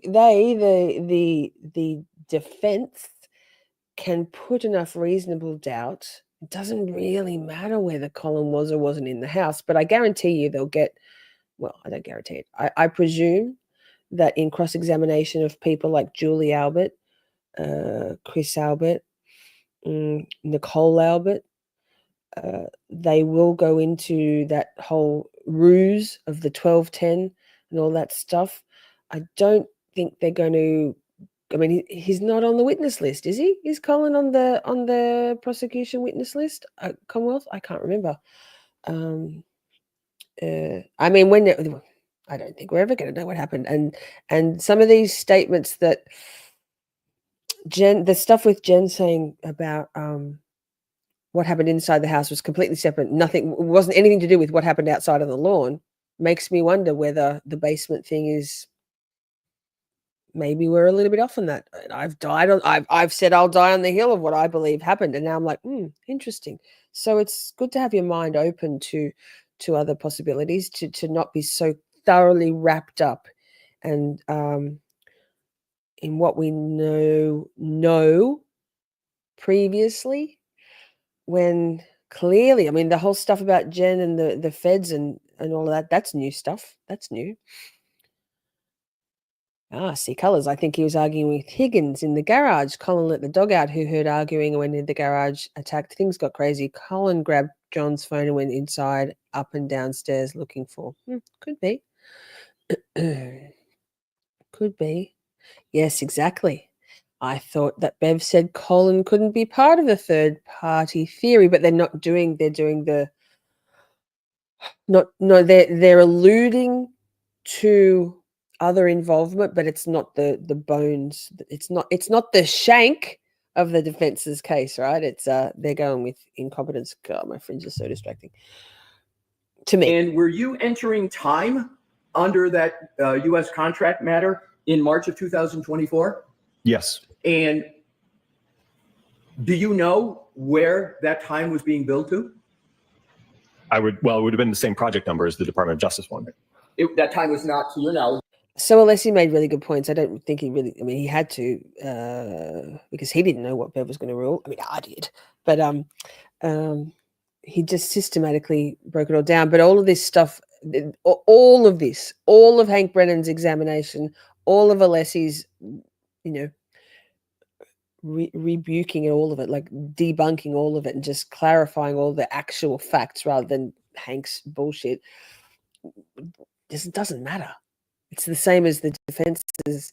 It doesn't matter who. I mean, it does matter, but it doesn't matter to reasonable doubt and to their theory of the defense theory of the case and what they're presenting is that there was no collision. All this stuff that they're talking about here doesn't matter because Bev could never keep them out. She couldn't. Personal and professional excoriation for Bev. Massive appellate issues if Bev has limited Karen's right to put on a defense. So I'm going to skip forward a little bit further. Let's see what we got. Just randomly. Out Arca or myself. So just so I'm clear on that, it was, you believe regarding comments about ARCA and whether and what? Can you be a little more specific what your understanding was? Well, I know that I received several emails that, insinuated that I perjured myself on the stand. Like I said, and a lot of hateful comments just about me and the work that I do. So I received several emails with respect to that. Sir, do you believe you have ever made an untruthful statement at all with regard to this matter? No, sir. Have you done your best to try to provide accurate and truthful information in this matter? Yes. Now to the last part, which is, did the defense contact you with regard to potential further work? I want to separate out now and move on from the work that you did with regard to the U.S. Department of Justice, your February 2024 report. We went all the way through the trial in that matter. We went to the end of 2024. Now I want to come to 2025 in a different subject matter, which is communications with the defense about doing further work for this trial. Yes. What was the nature of the communication? And so we can move through this rather quickly, but importantly, I want to get it complete and accurate. Just describe what the communications were on a timeline basis, subject matter, and with regard to your understanding of why you were contacted. So subsequent to that February 13th call, as I mentioned, Alan had indicated, Mr. Jackson had indicated that he preferred to utilize Signal to communicate. So we exchanged a few messages and phone calls on that. Like I said, they were rather short.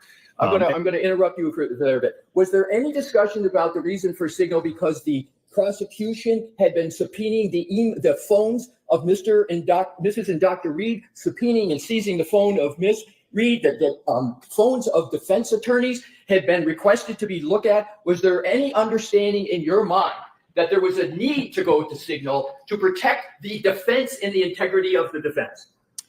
I didn't know that was happening, but like I said, I did not have a problem with communicating. So that was pure argument. Unless he just wanted to get that out.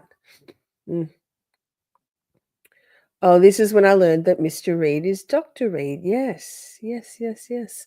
So the McAlberts, says Simi, the McAlberts harassed ARCA employees. They got pretty big balls to pull that shit. Wow. Well, I don't know if the McAlberts necessarily did, but all the minions, right? Oh, wow. I said that Dr. Wolf would never have a dirty pause. That's not his best look. Okay, to me, it was just another messaging app. I know people use all different types of applications, so I didn't have a problem with it. Was there anything in your mind nefarious or underhanded about using Signal? No. And my understanding is it's the first time you used a Signal app with regard to a matter professionally. Is that correct? Correct. Yes. Did you get any understanding from communications with the defense that there was anything at all untoward about communicating through Signal? No, I was not aware of any issue with using that communication. Was there any communication whatsoever that you can recall on Signal that you have any concern about as you sit here today? No. And what were the majority of the communications, as best you recall, with the defense on Signal? Well, as I described, I know that at that point, and like I said, it was primarily confined to a pretty short window in March, but Mr. Jackson had indicated that around that time, I think ARCO was being litigated by this court in terms of our involvement in the case. I know that they had started to, I think, receive discovery as it relates to the Commonwealth's accident reconstructionist and biomechanist. So they were... Trooper Paul, that's mechanist, biomechanist. That's kind of Dr. Wolf to refer to Trooper Paul as a biomechanist, right? He didn't know. He doesn't know. He didn't watch the trial. Were, I think, interested in utilizing us potentially in the second trial. So I think that they had submitted a letter to the U.S. Attorney's Office to try to be able to work with us. I said that on my end, I could reach out to them because I hadn't heard from them in months. So I think it was around mid-March, I had reached out to the U.S. Attorney's Office to try to get my own clarification on whether or not we could move forward. All right, so I want to stop you there. I apologize for interrupting you, sir. But he's so what polite. was the date that you reached out to the U.S. Department of Justice to see if you could participate in the second trial?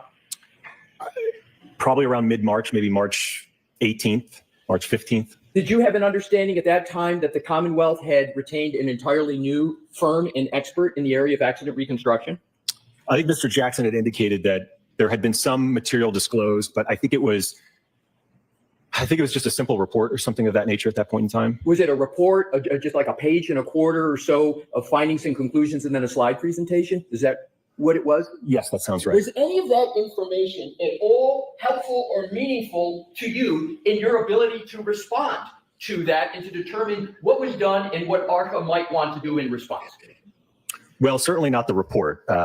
The report was very, very brief. The PowerPoint, somewhat hard to follow, but again, it really didn't provide a complete picture. And in terms of scans, electronic data, etc., do you recall when you finally got that information? Well, I think that would have been after the defense officially retained us on March 26th. I think that's when we received that information. So in terms of the information that you received, those scans, etc., did that allow you to proceed with any meaningful work?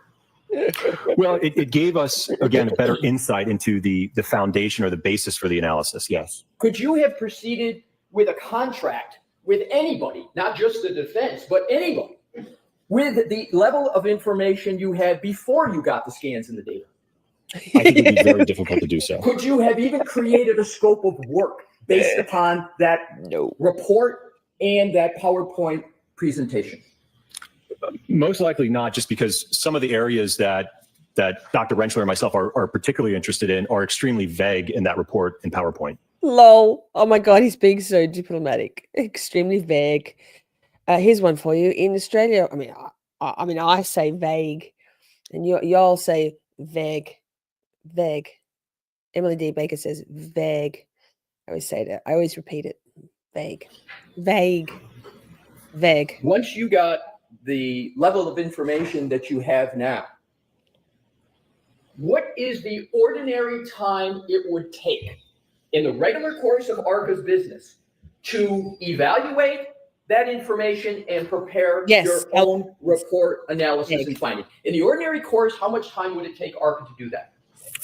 Well, certainly for the nature of this case, as I mentioned, we were officially retained by the defense on March 26, 2025. As I mentioned, I myself just got word from the Department of Justice just a day.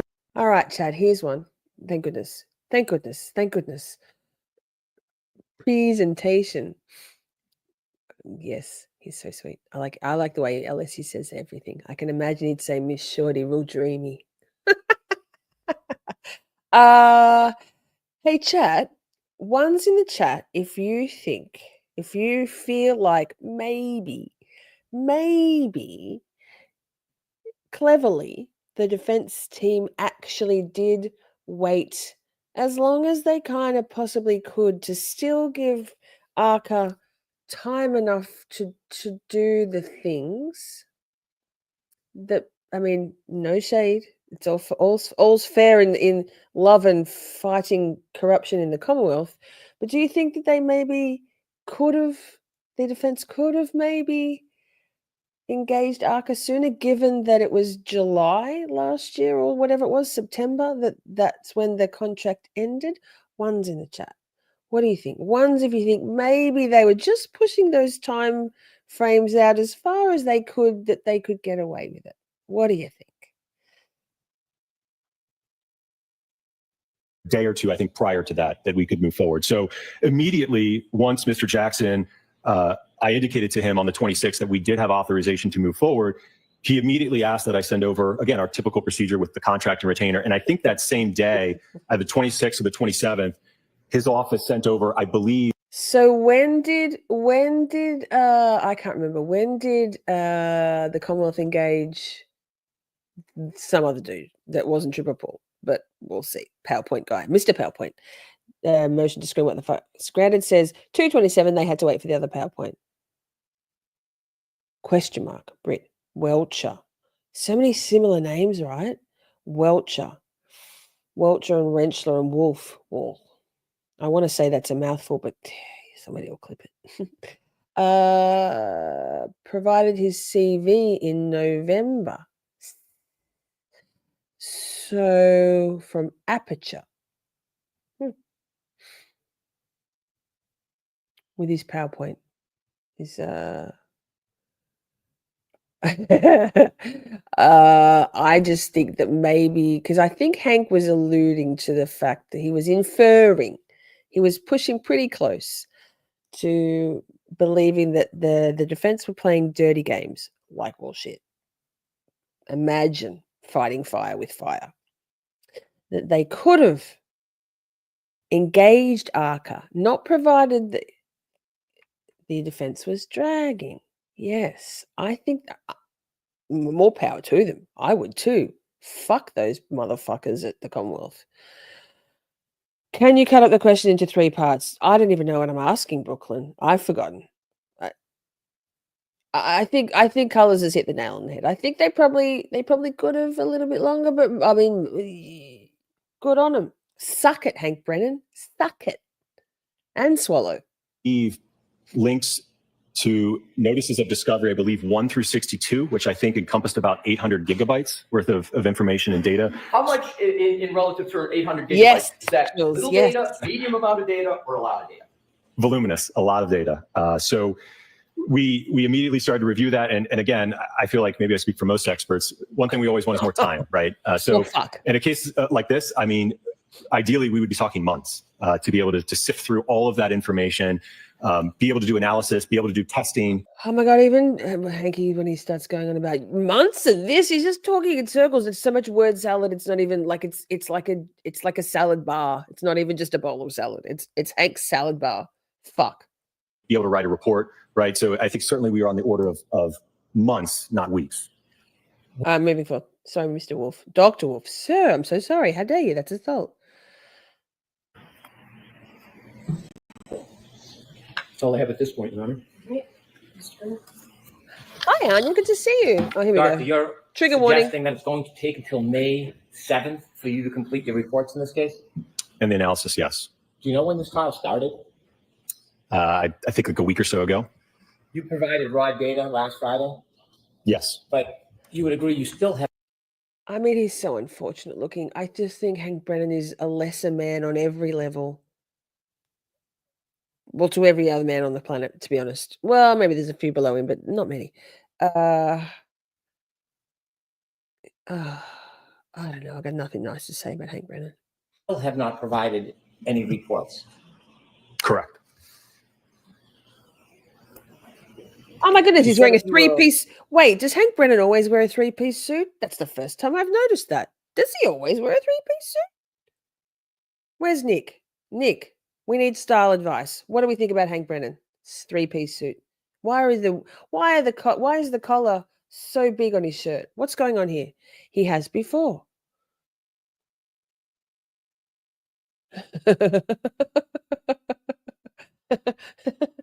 What's La Croix? What's La Croix? Is that that's a drink, obviously. Wolf held up very well considering Hank's questioning, right? He's worn a three-piece suit 3 times or so. Man, I spend most of my time listening to all of it. I miss a lot. Oh, it still doesn't make him stylish. No, don't like it. Don't like it. Notified, received information, you could have your testing and opinions done within a month, correct? It's everything. Potentially. Again, it would it's also depend on when we got holistically authorization dark. from the Department of Justice, which, as I mentioned, was at the very end of It is. March. I understand. We're going to talk about that separately. I'm talking specifically about how long it would take if you received the information. You said that you could have the testing and reports done in 1 Well, I don't think they're tailored at all, and that's why I was hoping Nick might be here. He must be training his back. I think they're just off the rack, right? And also Mr. Underbite. We know his name's Mr. Wolf now. Yes. month, correct? I don't know. I said the testing, the reports, and everything. Would it take longer than a month? Ideally, I think it depends on what kind of a report that we're talking about. I think if it's something along the lines that Dr. Welcher produced, I think it could be pretty quick. You said March 26th is when you received authorization, and you're going to have things done by May 7th. So that's a month and a week? Sounds about right. Sir, but May 7th is only like, it's a minute away. Here, it's even closer. It's a day closer here. Get over yourself. Like, he was making such a big deal about everything. It's just like, stabbing his feet. Okay. Do you know when the Commonwealth in this case turned over Dr. Welcher's information to the defense? Do you know? I don't know, no. Did you know that it was turned over in report on January 30th? Just the report? Yes.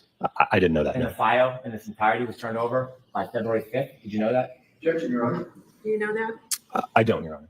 And if you had a month from February 5th to complete your testing report, you could have been done by March 5th or even the second week of March, couldn't you?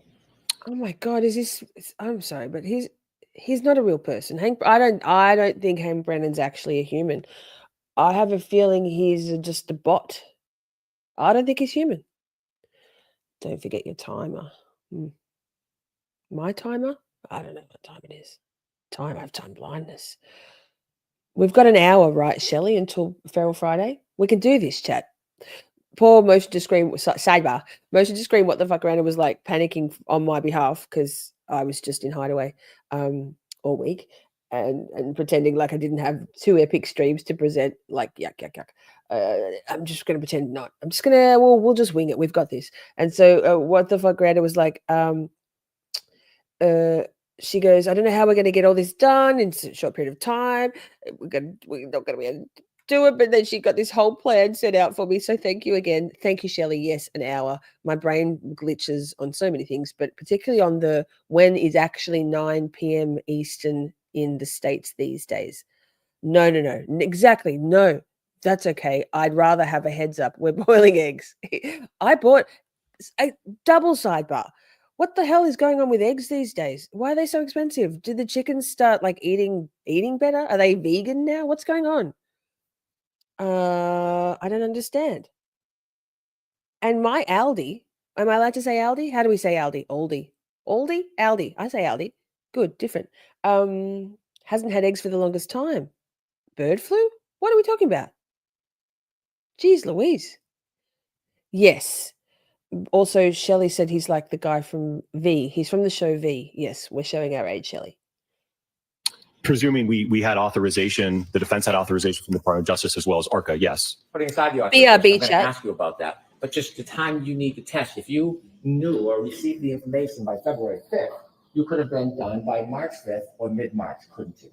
Potentially, yes. Well, you're going to get it done that quickly now. So wouldn't that be an accurate guide to when you could have done it then? It's certainly not ideal, but we certainly are working as quickly as we can. I know it's not ideal, but isn't it the same time frame? Whatever it's going to take you from March 26th, you could have done from February 5th. True. Again, I don't know the timeline in terms of what exactly was produced when from Dr. Welcher, so I'm not aware of that. But I'm not asking about the timeline. Oh. What time needed to deal with this? I'd already forgotten about me asking about chickens. Like literally, they forced farmers to kill all their chicks for no effing reason. But this is Australia. It's the same in Australia. Eggs are very expensive. Did it go worldwide? Was this chicken corona? Goodness gracious. Now all the chickens have to be cage free. Well, good, as they should be. Bird flu is some BS excuse. Okay, this is why I don't. Oh, chat, I have to vote today. We have to vote in Australia. We have to. Federal election. I've got an alarm set on my phone. I'd literally forgotten until I don't know why that reminded me. Something. Phew. I'm just going to do a donkey vote. I might write free Karen Reid on there. I don't know who to vote for because I don't follow anything in the media at all. I'm not going to. Anyway, next. This information, you said you could have done in around a month. I think a month or more. Yes. So, your contract Yes, with the federal Brett. government ended, Hank. ARCA's did, in June of 2024. didn't Hi, it? Pammy. I believe it was sometime last year. Do Yes. you know the Commonwealth notified the defense that they were going to have a new expert back in October of 2024? No. Are you aware of any effort by ARCA or the defense to try to facilitate an agreement that the defense could use ARCA as witnesses back in October or November of 2024? No. Are you aware of any efforts by the defense to try to notify the federal government to be able to use ARCA in December or January? No. And so as far as you knew, this came out of nowhere in March, that the defense wanted to use ARCA, or specifically you and Dr. Retrial, Hi, Kimberly. in late March of 2025. No, I think, again, it was, like I said, around February of 2025. I know that, like I said, when I spoke to Mr. Jackson. Pause. Sorry, Dr. Wolf. Brett says, can we make negative comments about who? Bev? Yes. Well, yes, you can. Unpopular opinion, I think today Bev was quite fair. Quite fair indeed. In fact, she kind of helped the defense. Not that we're talking about today, topic reminder.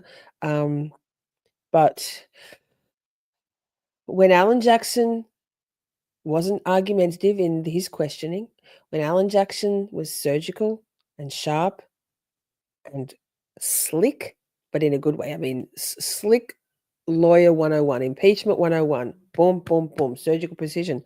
Bev loved that shit. And she responded accordingly. Micah says, fun fact, I used to work for a vaccine company. They make flu vaccine. They make a flu vaccine. The chicken houses that they get their egg supply from are under heightened security.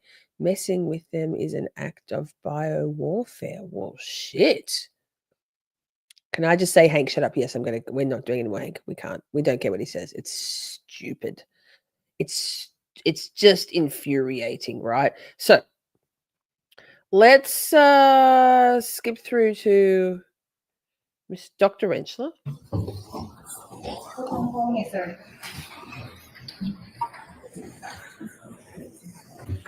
You solemnly swear that the testimony you shall give to the court in the matter now in hearing shall be the truth, the whole truth, and nothing but the truth, so help you God. I do. Oh, All right, Dr. Wrench. Opal Gypsy comes in with a zinger. Is chicken corona more tasty than mediocre chicken parm? Has to be. Has to be. Nice one. It actually shows that Bev is capable of being fair. I just don't like her questioning to the witnesses. I mean, it's a way. It's a choice. Emily D. Baker finds it quite hilarious the way she turns around and says, "Can you answer that? Were you lying? Did you lie?" I'm here for Rachel, it. this is going to be very quick. Go ahead, Mr. Brennan. We Thank just you. need his name. Good afternoon, doctor. Good afternoon. Could you please state your name for the record and spell it? Dr. Andrew John Rentschler, ANDREW JOHNRENTSCHLER. You've testified before in this case, I had, yes, sir. in the last voir dire in a past trial. That's correct. Did you have conversations and communications with the defense before your last testimony? I did, yes. Did you use text messages to communicate? I believe there was maybe one text message. How about phone calls? There was maybe one or two phone calls, I believe. Okay. Would it be fair to say there was 6 text messages for you? Yeah, I believe I sent one and then there were 5 sent to me. And were there 23 phone calls? Holly, were you here when this could quite easily, when we looked at Dr. Rentschler's, oh, here we go. I could have done it this way. Fuck. hang on. Did I share this tab instead? No. So here are all the Arca folk. What? 1, 2. I'm just going to count the women. 1, 2, 3, 4, 5. Whoa! Wait, what? This is everybody? 6, 7, 8, 9. Actually, there's quite a lot of women there. I love that for us. Wait, this is more than we saw before. It's more names than I read. Anyway, this is this is McDreamy. Not motion to screen. What the fuck? Grandad's not interested. She's like, I'm going to say no. It's a hard pass. Hard pass from what the fuck. But oh, those dimples. I'll say hard something, but it won't be a pass. What? Shh! Don't say that out loud. I did. Dr. Rentschler.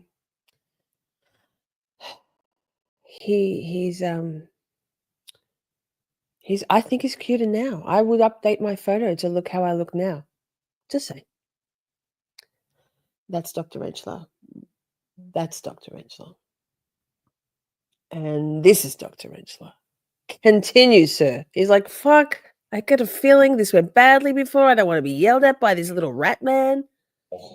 No, I don't believe so. Have you looked at the records outlining the phone calls that supposedly you made to the defense?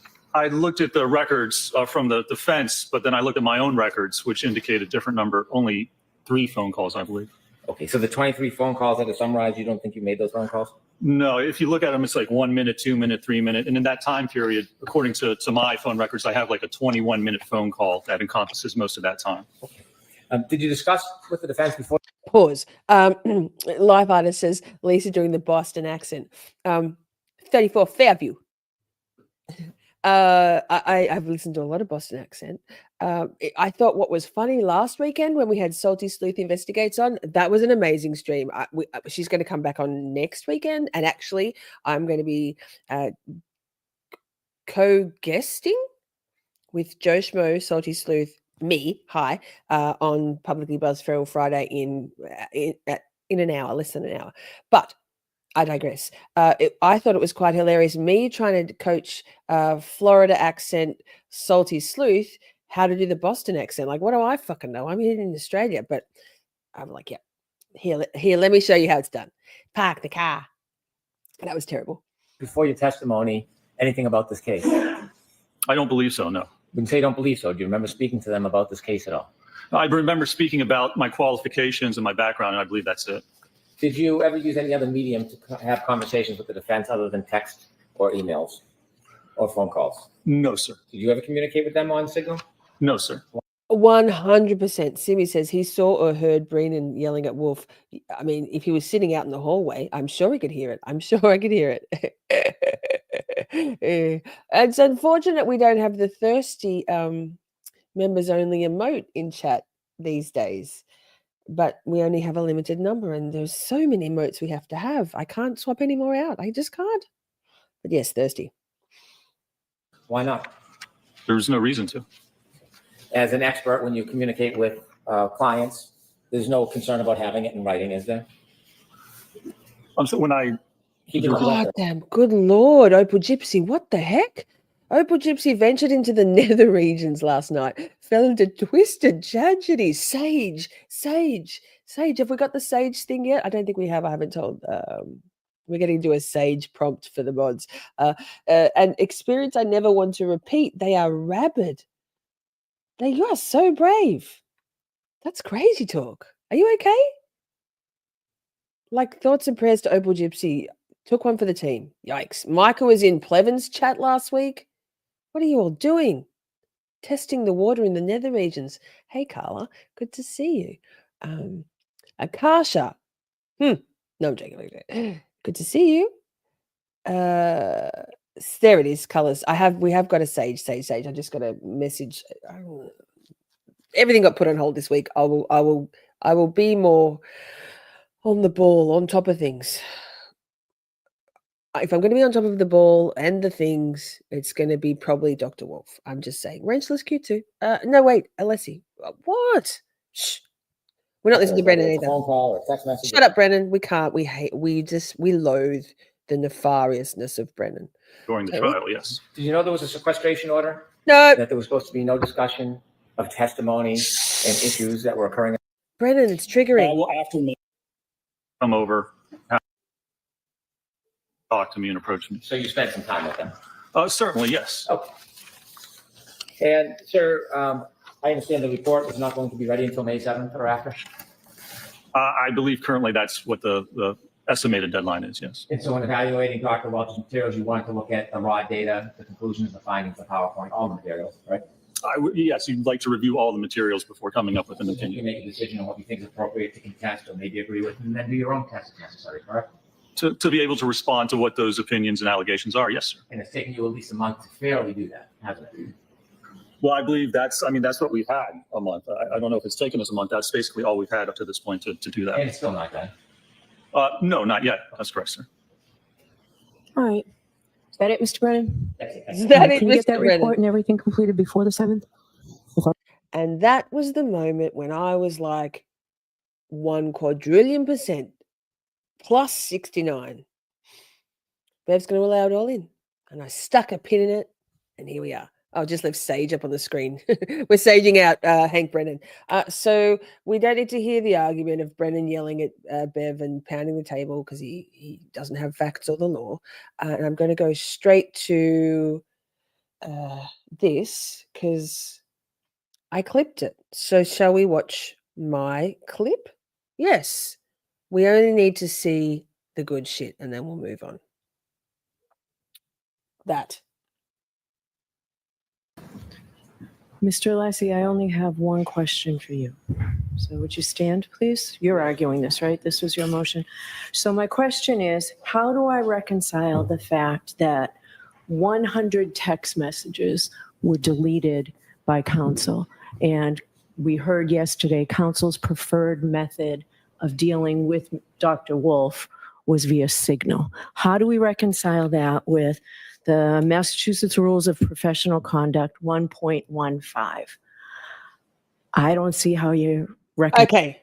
Pause. Thank you again. Motion to screen. What the fuck granted. Let me see if I can find the correct tab. I got a lot here. I don't know how this happens. But it does. Let's share this in tab instead. We'll come back to Bev because get your thirst traps back out, chat. We'll have a vote. We can't vote. I can't choose.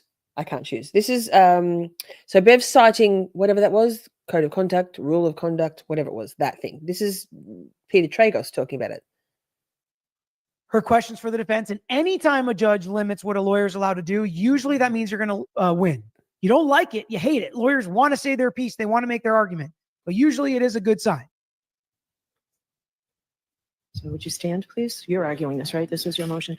So my question is, how do I reconcile the fact that 100 text messages were deleted by counsel? And we heard yesterday counsel's preferred method of dealing with Dr. Wolf was via Signal. How do we reconcile that with the Massachusetts Rules of... Pause. I'm going to go back to my clip. We'll watch it, then we'll watch Peter's response, evaluation of it. Reconcile that, where all correspondence related to the matter, whether in physical or electronic form, must be saved for 10 years minimum. How do you reconcile that? How do I reconcile that? Should I go to the podium? Right there, and I expect a short answer. The short answer, Your Honor, is the rule that you're citing has absolutely no applicability to this proceeding. Can I finish my answer, Your Honor? Right ahead. Has no applicability. That rule is Pause to say, look at McDonuts in the background there thinking, yeah, we fucking got this. Lol. intended to be between an attorney and the client. The court has no jurisdiction to enforce that rule. I agree. That's a different body, but I'm asking you how I reconcile that when I'm trying to figure this out. Mr. Leslie, you know what? You're going to win this, so why don't you just let me make my ruling, okay? So there it I is. understand there have been repeated violations of the reciprocal discovery orders and my orders, repeated and deliberate. But, and Mr. Brennan, I understand completely the Commonwealth's argument, completely the ambush that has been set upon here. However, a defendant's right to a fair trial is paramount to everything. So I'm going to allow the ARCA witnesses to testify. I am going to allow what I expect to be a very robust cross-examination. And I'm going to allow them to testify to everything that they said up until yesterday. So you'll get the report May 7th. And I know that's late. And if you need anything as a result of that being late, I'll hear you on whatever motion you have. But that's where we stand. And I expect counsel to comply with all rulings and rules of the court and all rules of professional conduct, and no more nonsense. Let's just try this case. All right, that's it. I'll see you tomorrow. All rise in the court, please. No, cancel. Session is seated. No more Bev. So then let's go back to Peter. I honestly, I got to say, when I watch Peter Tragos, I generally watch Peter Tragos. You know, I'm a listener of most of my YouTube's chat, but Peter Tragos, I'm like, tell me what else you think, Peter. Rules of professional conduct 1.15. I don't see how you reconcile that, where all correspondence related to the matter, whether in physical or electronic form, must be saved for 10 years minimum.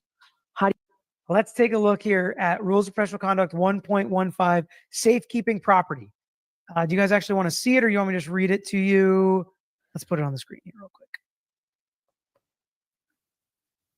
Facts, Rachel, facts. Just so you can see what this rule is actually about.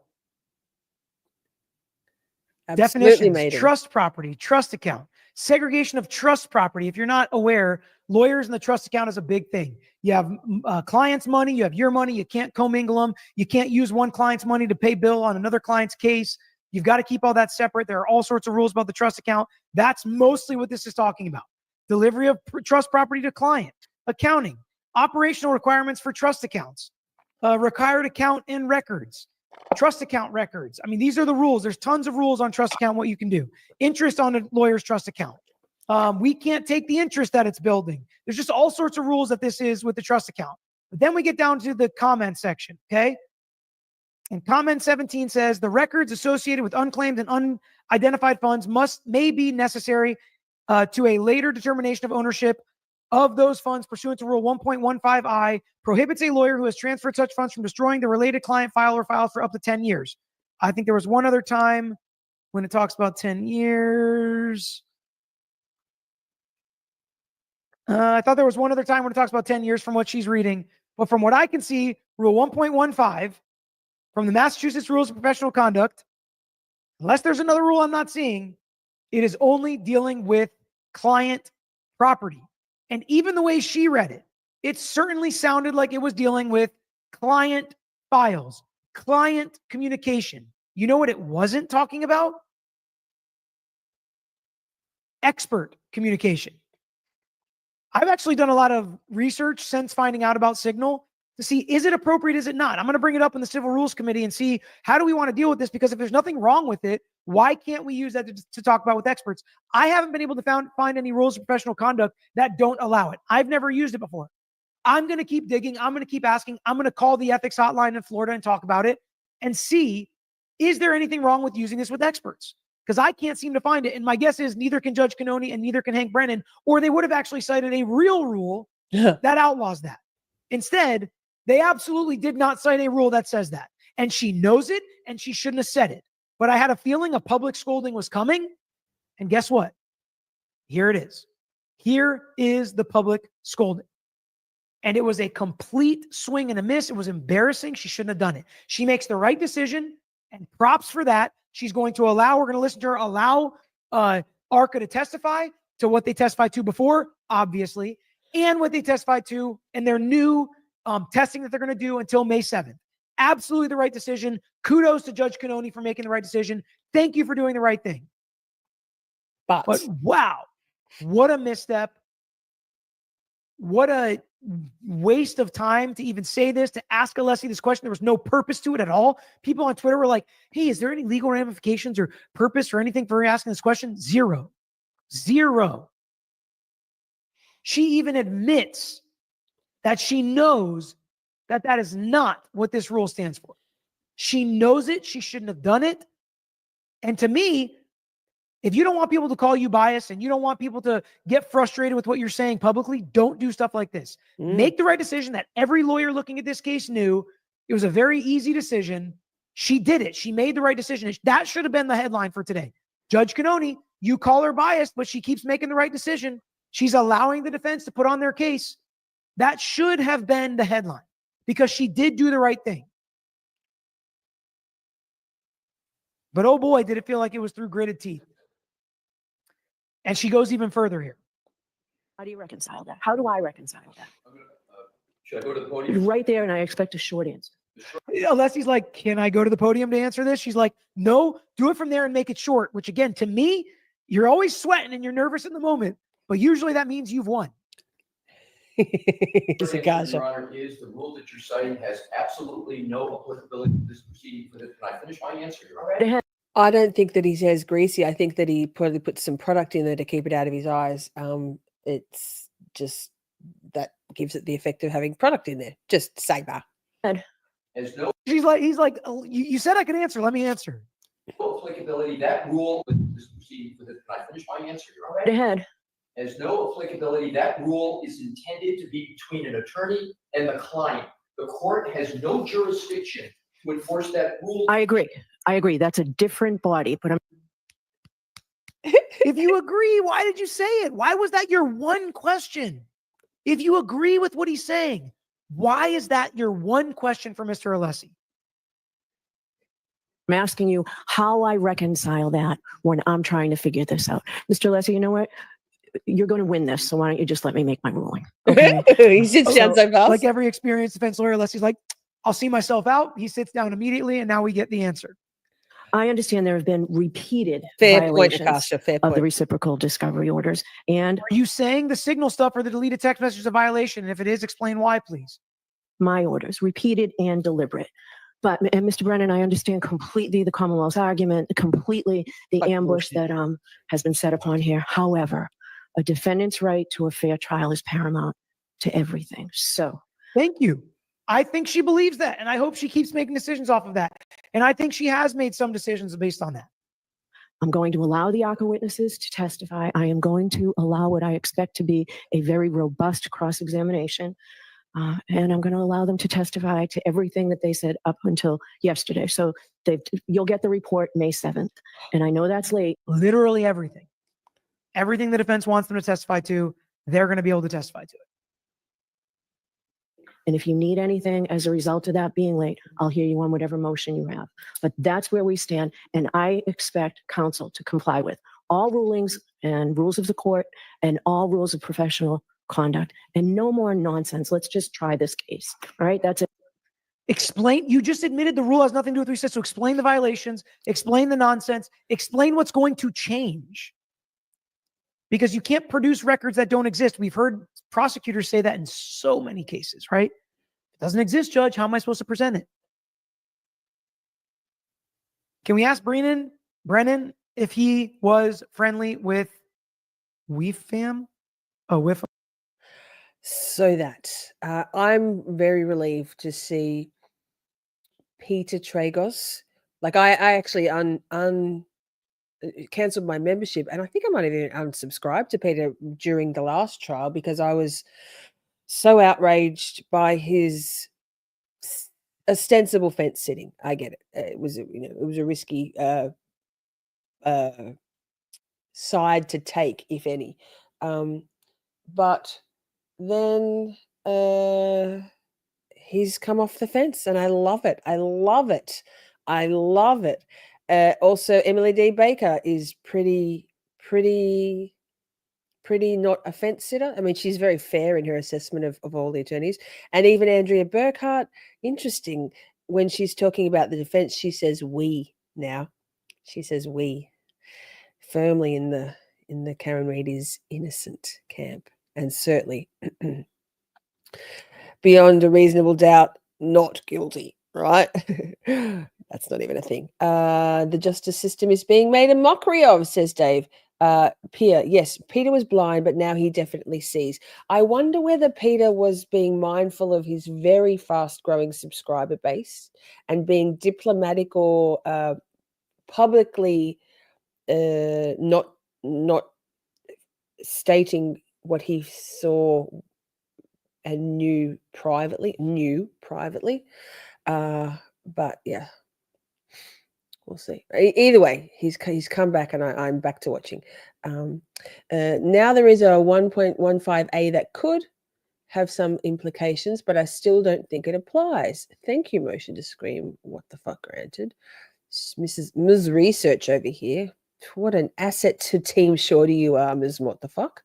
Opal Gypsy asks, are there any fair dinkum lawyers who are pro-Commonwealth? Julie Grant? Lol? Like, lol? I think he's objective until he cannot be. Yes, I think you're right there. I think when it's screaming, like there's just too much. There's just too much here, right? Nefariousness. Sorry, the chat jumped there suddenly. Actually, in truth, I think he was trying to be fair. Yes, I agree. I think every YouTuber, says Holly, who covers this tried like hell to remain impartial. However, all of them clearly see this as a sham. It's an outrage. It's not just one thing. It's excuse me, complete. It's a complete fiasco.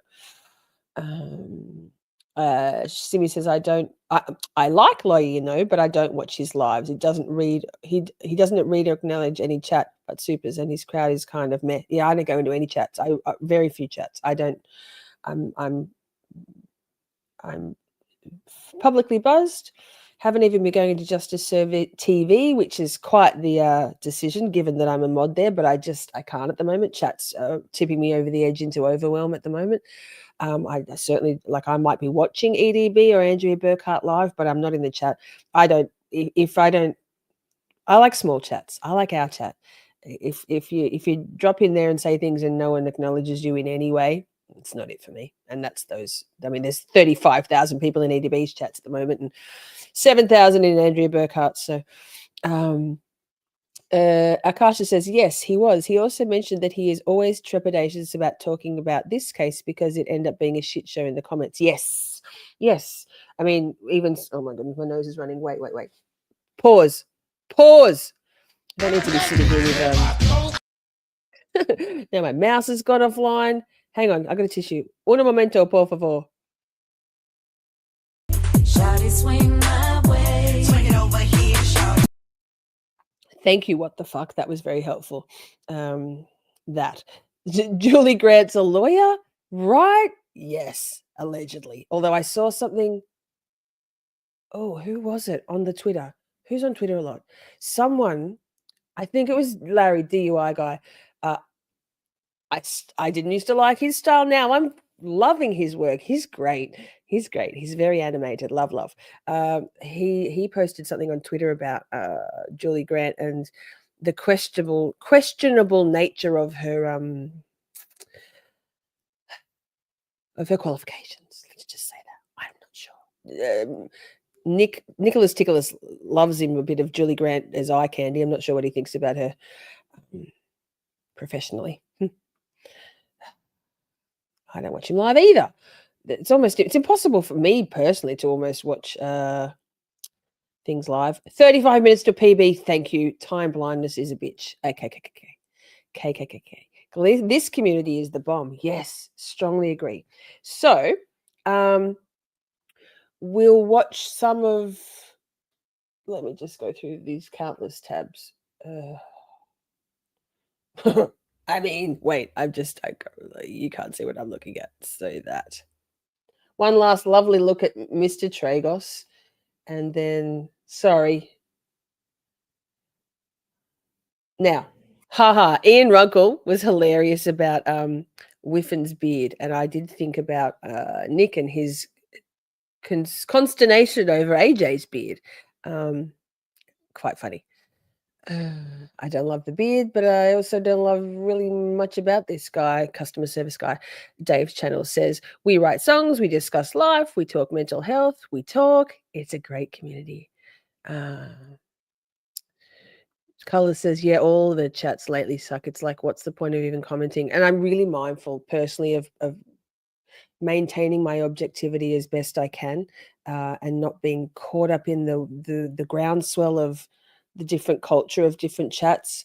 I mean, there's people in some of those chats that I'm not comfortable being in the chats at the same time as, even not interacting. So that's just that's my take. I'm a little bit odd though. Pammy says I have about 6 channels that I'm in these days. I'm sticking to the people I want to be around. Absolutely, Pammy. I think that's a really good point. I think that's a really good point. Chat is Bay.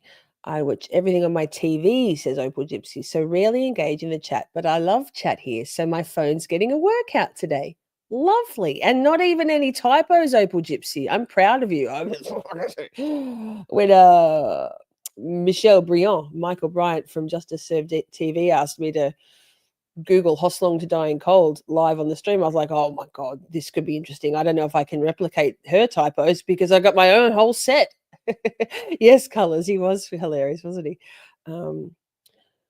Holly says Whiffen was trashed all over social media after this testimony. I mean, last time also. I remember EDB last time like saying basically he's just essentially a customer service guy. Spruiking his wares. What the fuck says I just don't like chatting in general. This is really the first chat that pulled me out of lurking. You all are the bestest. Well, I love that. Agreed about the other chats. Yes. And it can easily, like Dave, you commented on something of mine in the last couple of days saying you had to dip out of a chat because it was making you feel like how I've been feeling, like just a little bit too much, a little bit overwhelming. Like people are kind of so understandably outraged and passionate about this, and it can get a little wild. Absolutely. Gypsy says, I love watching DUI Guy now. Same. I had to go and resubscribe. I think I went through and did a big clean out of a lot of my subscribed channels about 5 months ago. And he was one that I'd unsubscribed to. So I went back. He's great. I have a feeling, not diagnosing, I have a feeling that Larry is maybe a little bit on the neurodivergence. He's very animated.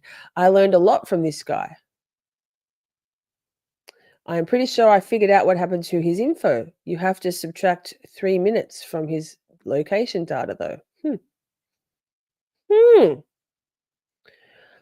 Maiden says, I'm watching the trial without commentary and pop in chat just to serve TV, but this is my home. Yes, I like Andrea Burkhart because I've been watching it with Andrea first because there's minimal commentary and I get to hear it pretty much uninterrupted, and then I go back and watch EDB for her commentary and laughs and don't have to be so like mildly infuriated when she sometimes talks over things.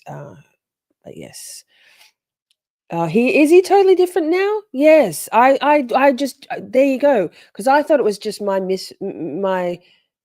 misremembering that, oh, my tastes must have changed. That's interesting. Pierce says a little bit too much pack mentality in most chats. Strongly agree. Yes, good idea. What the fuck? Agree. So we're going to make an executive decision to not do any whiffing because and I do have to, let's just chit chat a bit. I love this. Why not? We don't need to have structure all the time. And then I can dip out in time to not be late for Feral Friday. Come on over. If you haven't ever, and it's Friday night, come on over. We spend about 15 minutes on the YouTube on Publicly Buzzed, Feral Friday. And then we all head over to Kick. And this week on Kick, we're watching a movie. We often watch a movie. Me, Joe Schmo, Salty Sleuth Investigates, and obviously Steve, Publicly Buzzed. We're watching a zombie movie. 1979, was that the year I saw? The only movies I watch with Publicly Buzzed I just don't watch movies, and so it's always quite the educational thing for me. So come on and hangover. Oba Gypsy says, I watch Melanie Little for Trial live, and she is so much more passionate on this trial. I mean, in a good way. That's awesome. Yes, Emily. Melanie has a lot of great info. That's one of the chats that I will not go into because people, monkeys, Germans. Cutler says Higgins was watching for John at garage, saw Karen Reed miss Fairview, and as she was turning around, he sent the "You coming here" text. John read that text as he was walking to the side door. Higgins lured him in. See, I thought that every time Jem was talking about going and watching at the door or the window, this French, that one of those times she let him in, but then that side garage door was that additional door, which we never talked about in the first trial. Could be something there. Could be something there. For the love of God, no whiffing. Gotcha. Princey said something about slow mode. Yes. I just don't chat. It's the best. I'm also at work, time delay. So if I go into a chat watching this trial, I'm 2 hours behind. So I either have to make a choice. Do I start midway through the day of testimony and then go back? Or do and be in a chat, like Justice Serve TV, for example? That's discombobulating. Do I be in the chat but be back at the start? Or do I just be back at the start and not be in chat? Yeah, same. I don't like yeah, same. To the garage. Colin let out dog. Dog went into garage, attacked John. Colin grabbed John's phone and went looking for Brian Albert and went up and down the stairs. So, Colors, how do you explain what's reported to be Brian Albert's busted up shoulder? And the fact that he didn't come out of the house is sus all in and of itself, right? So sus. And we know why. But he didn't go to the funeral either. Did he have some black eyes himself from, John's busted up hands, his boxers fractures, which I think is Pierre, you woke up in a nightmare having Jennifer McCabe in your subconscious. Yeah, wow. I turned my alarm off the other morning when I'd woken up early for whatever day of testimony it was, can't remember, and fell back asleep. And thank God it was when Andrea Burkhart had issues with her audio, and so she put her like hold music. How those all day gavel to gavel trial streamers have some music they put in, and that music woke me up, and otherwise I would have slept in. But it was no Jennifer McCabe nightmare. Thank goodness. Pierre says it's going to be okay. Tonight I will fall asleep watching hockey. Yes. I mean, if you come on over to Publicly Buzzed Feral Friday, we'll be watching a zombie movie. So that could be the thing of nightmares for sure. If Colin was waiting for his lift at the front door, maybe he gave the signal and Higgy set the ball rolling.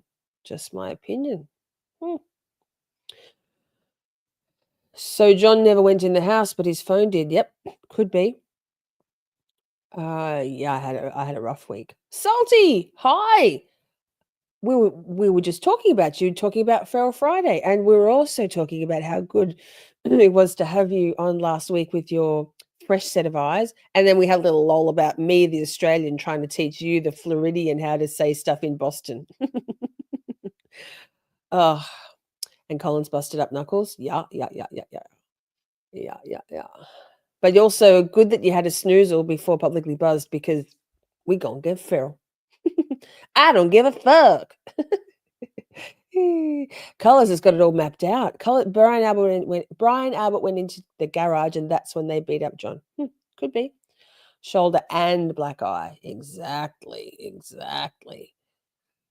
Maybe Colin kept Officer John O'Keefe's phone and forgot that he had it with him until he got home. I'm very interested to hear some of that data about John's phone when it's in the defense case in chief.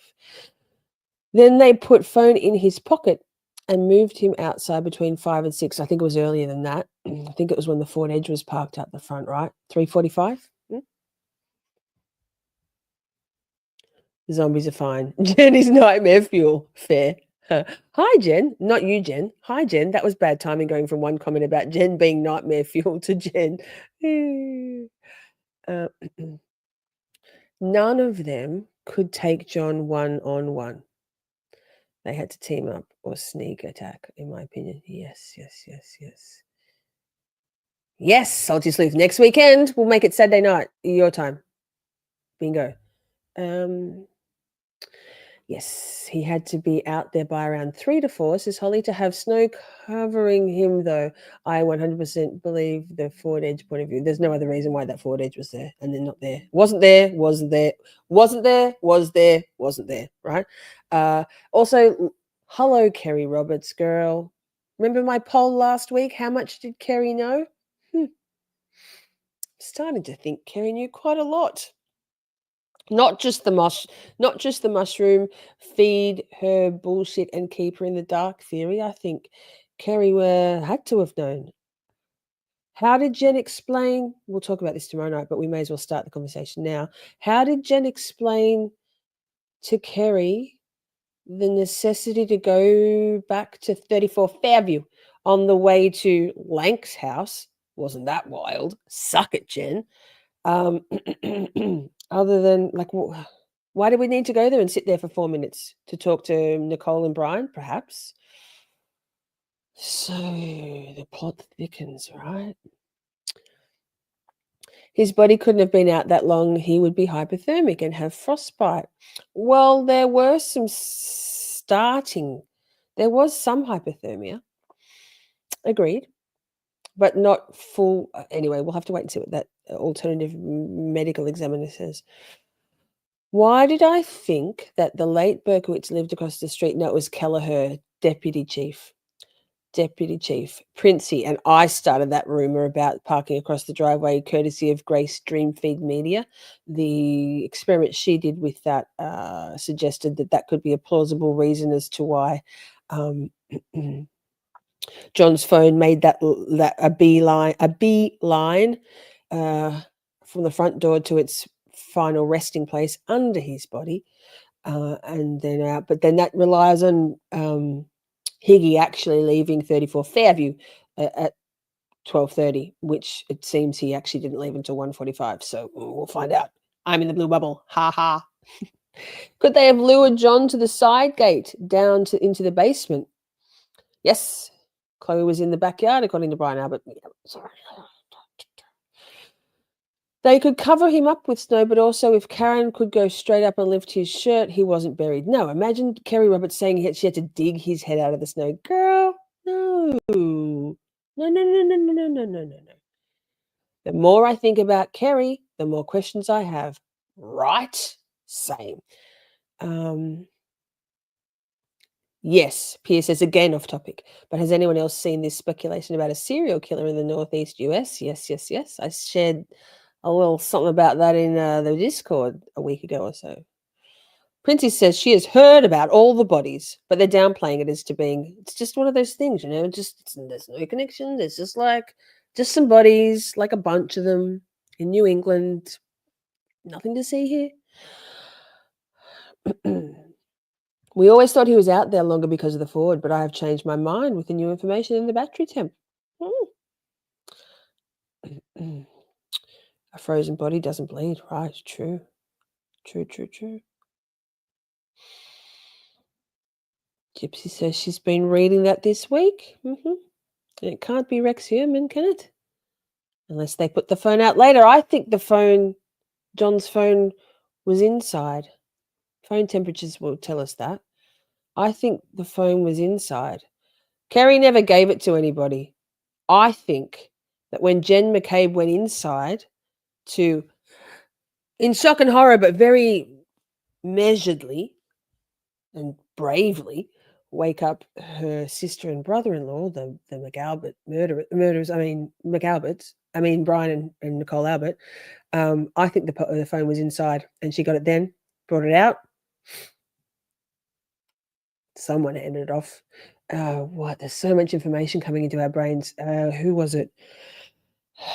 There's something about Proctor.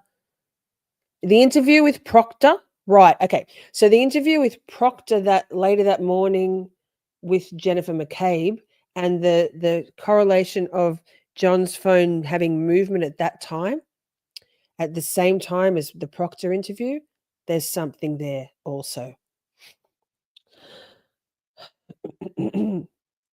Glass in John's nosebleed, according to Karen. Yeah, she says she pulled that shard of glass out, didn't she? True. Steps taken, goes straight into the garage. John's car. Could the glass in John's nose have been ice? I don't think it was that cold and that kind of snow. It was that soft, light, powdery snow, Opal Gypsy, which we don't know, Aussies, right?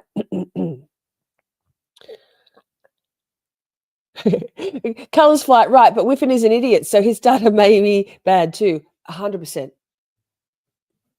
100%. Yep.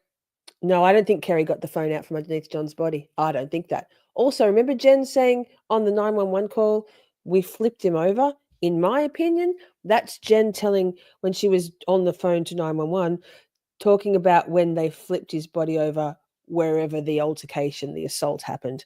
And so that's a kernel of truth because his body wasn't flipped over. They didn't flip him over. He was lying face up, right, in the snow. I am very familiar with the Long Island serial killer. Followed it for years. Unfortunately, Smartahari, there's no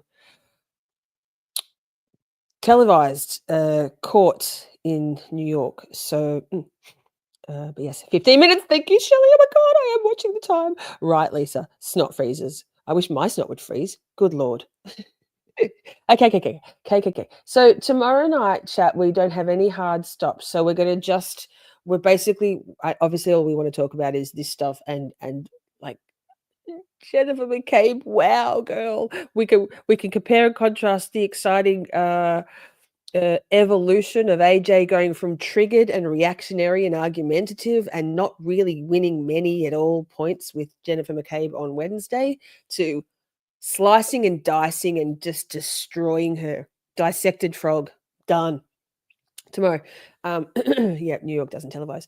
So tomorrow, same time, 6 Eastern, 8 Australia. I'll really try hard to be on time. Can't promise anything. And we can go until we want. We can go as long as we like. Poor mods. So I haven't got a redirect set up for Feral Friday Publicly Buzzed, but you all know how to get there. Maybe mods, can someone please drop a link in the chat? Please. It will be Jen McCabe night. So buckle up. Chat, make sure you've got whatever substances or not, water you need to stay hydrated for your disdain, rage, fury, incredulity. Colors has a whole chart. Excellent. Thank you, Shelley. So, chat, thank you so much for a beautiful couple of hours. 2.5. We did all right. Thank you so much, Motion to Screen What the Fuck Granted, for all your hard work all the time. Backstage and pre-show, post-show. Love your work. Thank you, mods. Thank you, chat. And you know what? I reckon we got this, chat. So far, week 2, free Karen Reid. Let's fucking go. See you tomorrow night. I love you all so very much. We had a blast just chatting and stuff. Things may have gone bit off the rails. Professional when all else fails. 'Cause chat is babe, so much to say. Emotes and all the caps out. May have been cheese, bit faster please. The time has come, can't shut you out. We're skating through all the tough things, learning about this and that, defense motions, prosecution, and narcissistic twats. 'Cause chat is babe, so much to say. Emotes and all the all caps out.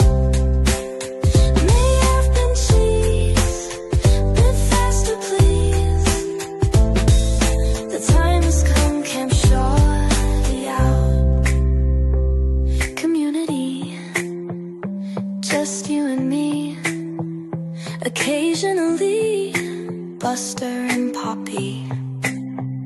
It's the whole thing, Miss Shorty swing. Together we make each other happy. 'Cause Chad is buried, so much to say. Emotes and all the caps out. May have been cheese, bit faster please. The time